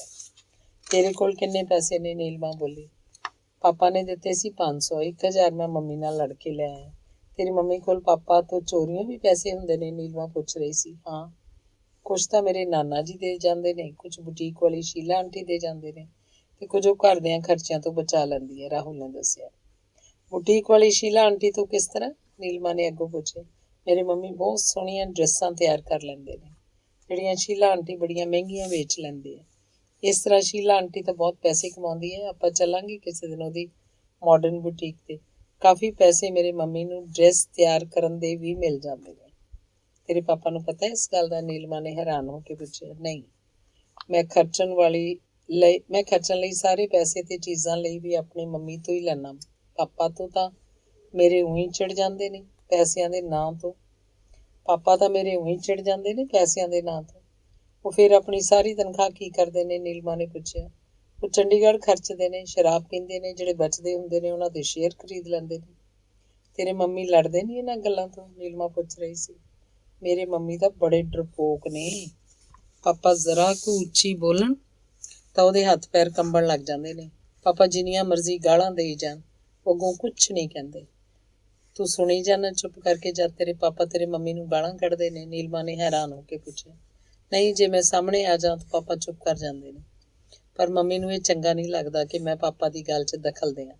ਇਹਦਾ ਮਤਲਬ ਹੈ ਮੰਮੀ ਤੇਰੇ ਬਹੁਤ ਹੀ ਉਹ ਸਾਊ ਹੈ। ਨੀਲਮਾ ਬੋਲੀ, ਆਹੋ, ਮੈਂ ਵੀ ਕਦੇ ਖਿੱਚ ਕੇ ਬੋਲਾਂ ਤਾਂ ਉਹਨੂੰ ਰੋਣਾ ਆ ਜਾਂਦਾ। ਜੇ ਕਦੇ ਪੈਸਿਆਂ ਨੂੰ ਨਾ ਨੁੱਕਰ ਕਰੇ ਤਾਂ ਮੈਂ ਰੋਟੀ ਨਹੀਂ ਖਾਂਦਾ, ਫਿਰ ਆਪੇ ਜਿੰਨੇ ਮੰਗਾਂ ਦੇ ਦਿੰਦੀ ਹੈ। ਕਈ ਵਾਰੀ ਤਾਂ ਮੈਂ ਉਹ ਤੋਂ ਲੜ ਕੇ ਪੈਸੇ ਲੈਣਾ, ਆਖ ਦੂ ਹੈ ਨਹੀਂ ਮੇਰੇ ਕੋਲ, ਫਿਰ ਆਪ ਹੀ ਦੇ ਦਿੰਦੀ ਹੈ। ਰਾਹੁਲ ਦੱਸ ਰਿਹਾ ਸੀ। ਤੂੰ ਪਾਪਾ ਲਈ ਕੀ ਲਿਆਇਆ? ਮਾਇਆ ਨੇ ਰਾਹੁਲ ਨੂੰ ਪੁੱਛਿਆ। ਉਸ ਲਈ ਕਿਉਂ ਲਿਆਉਣਾ ਸੀ ਕੁਝ? ਰਾਹੁਲ ਬੋਲਿਆ। ਤੇਰੇ ਪਾਪਾ ਜੋ ਹਨ। ਮੈਂ ਤਾਂ ਹੈਰਾਨ ਹਾਂ, ਮੰਮੀ ਤੁਸੀਂ ਪਾਪਾ ਨੂੰ ਛੱਡ ਕਿਉਂ ਨਹੀਂ ਗਏ? ਅਜਿਹੇ ਆਦਮੀ ਨਾਲ ਕੋਈ ਕਿਵੇਂ ਰਹਿ ਸਕਦਾ ਜਿਹਨੂੰ ਸਿਰਫ ਆਪਣੀ ਹੀ ਪਰਵਾਹ? ਛੱਡ, ਇਹੋ ਜਿਹੀਆਂ ਗੱਲਾਂ ਨਹੀਂ ਕਰੀਦੀਆਂ, ਮਾਇਆ ਬੋਲੀ।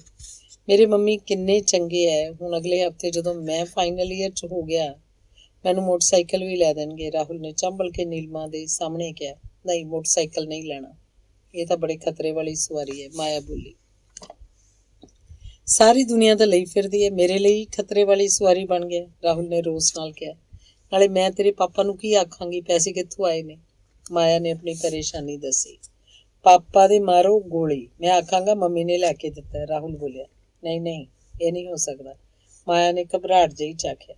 ਸਿਆਣੇ ਬਣ ਕੇ ਪੜ੍ਹਿਆ ਕਰੋ, ਮੈਨੂੰ ਵਧੀਆ ਲੱਗਦਾ ਜਦੋਂ ਤੂੰ ਮੈਨੂੰ ਮਿਲਣ ਆ ਜਾਂਦੀ ਹੈ, ਮਾਇਆ ਨੇ ਆਖਿਆ। ਰਾਹੁਲ ਨੀਲਮਾ ਨੂੰ ਛੱਡਣ ਚਲਾ ਗਿਆ। ਮਗਰੋਂ ਮਾਇਆ ਪਰੇਸ਼ਾਨ ਜਿਹੀ ਹੋ ਕੇ ਸੋਚਦੀ ਰਹੀ, ਜੇ ਰਾਹੁਲ ਨੇ ਮੋਟਰਸਾਈਕਲ ਲਈ ਜ਼ਿੱਦ ਕੀਤੀ ਤਾਂ ਮੈਂ ਕੀ ਕਰਾਂਗੀ।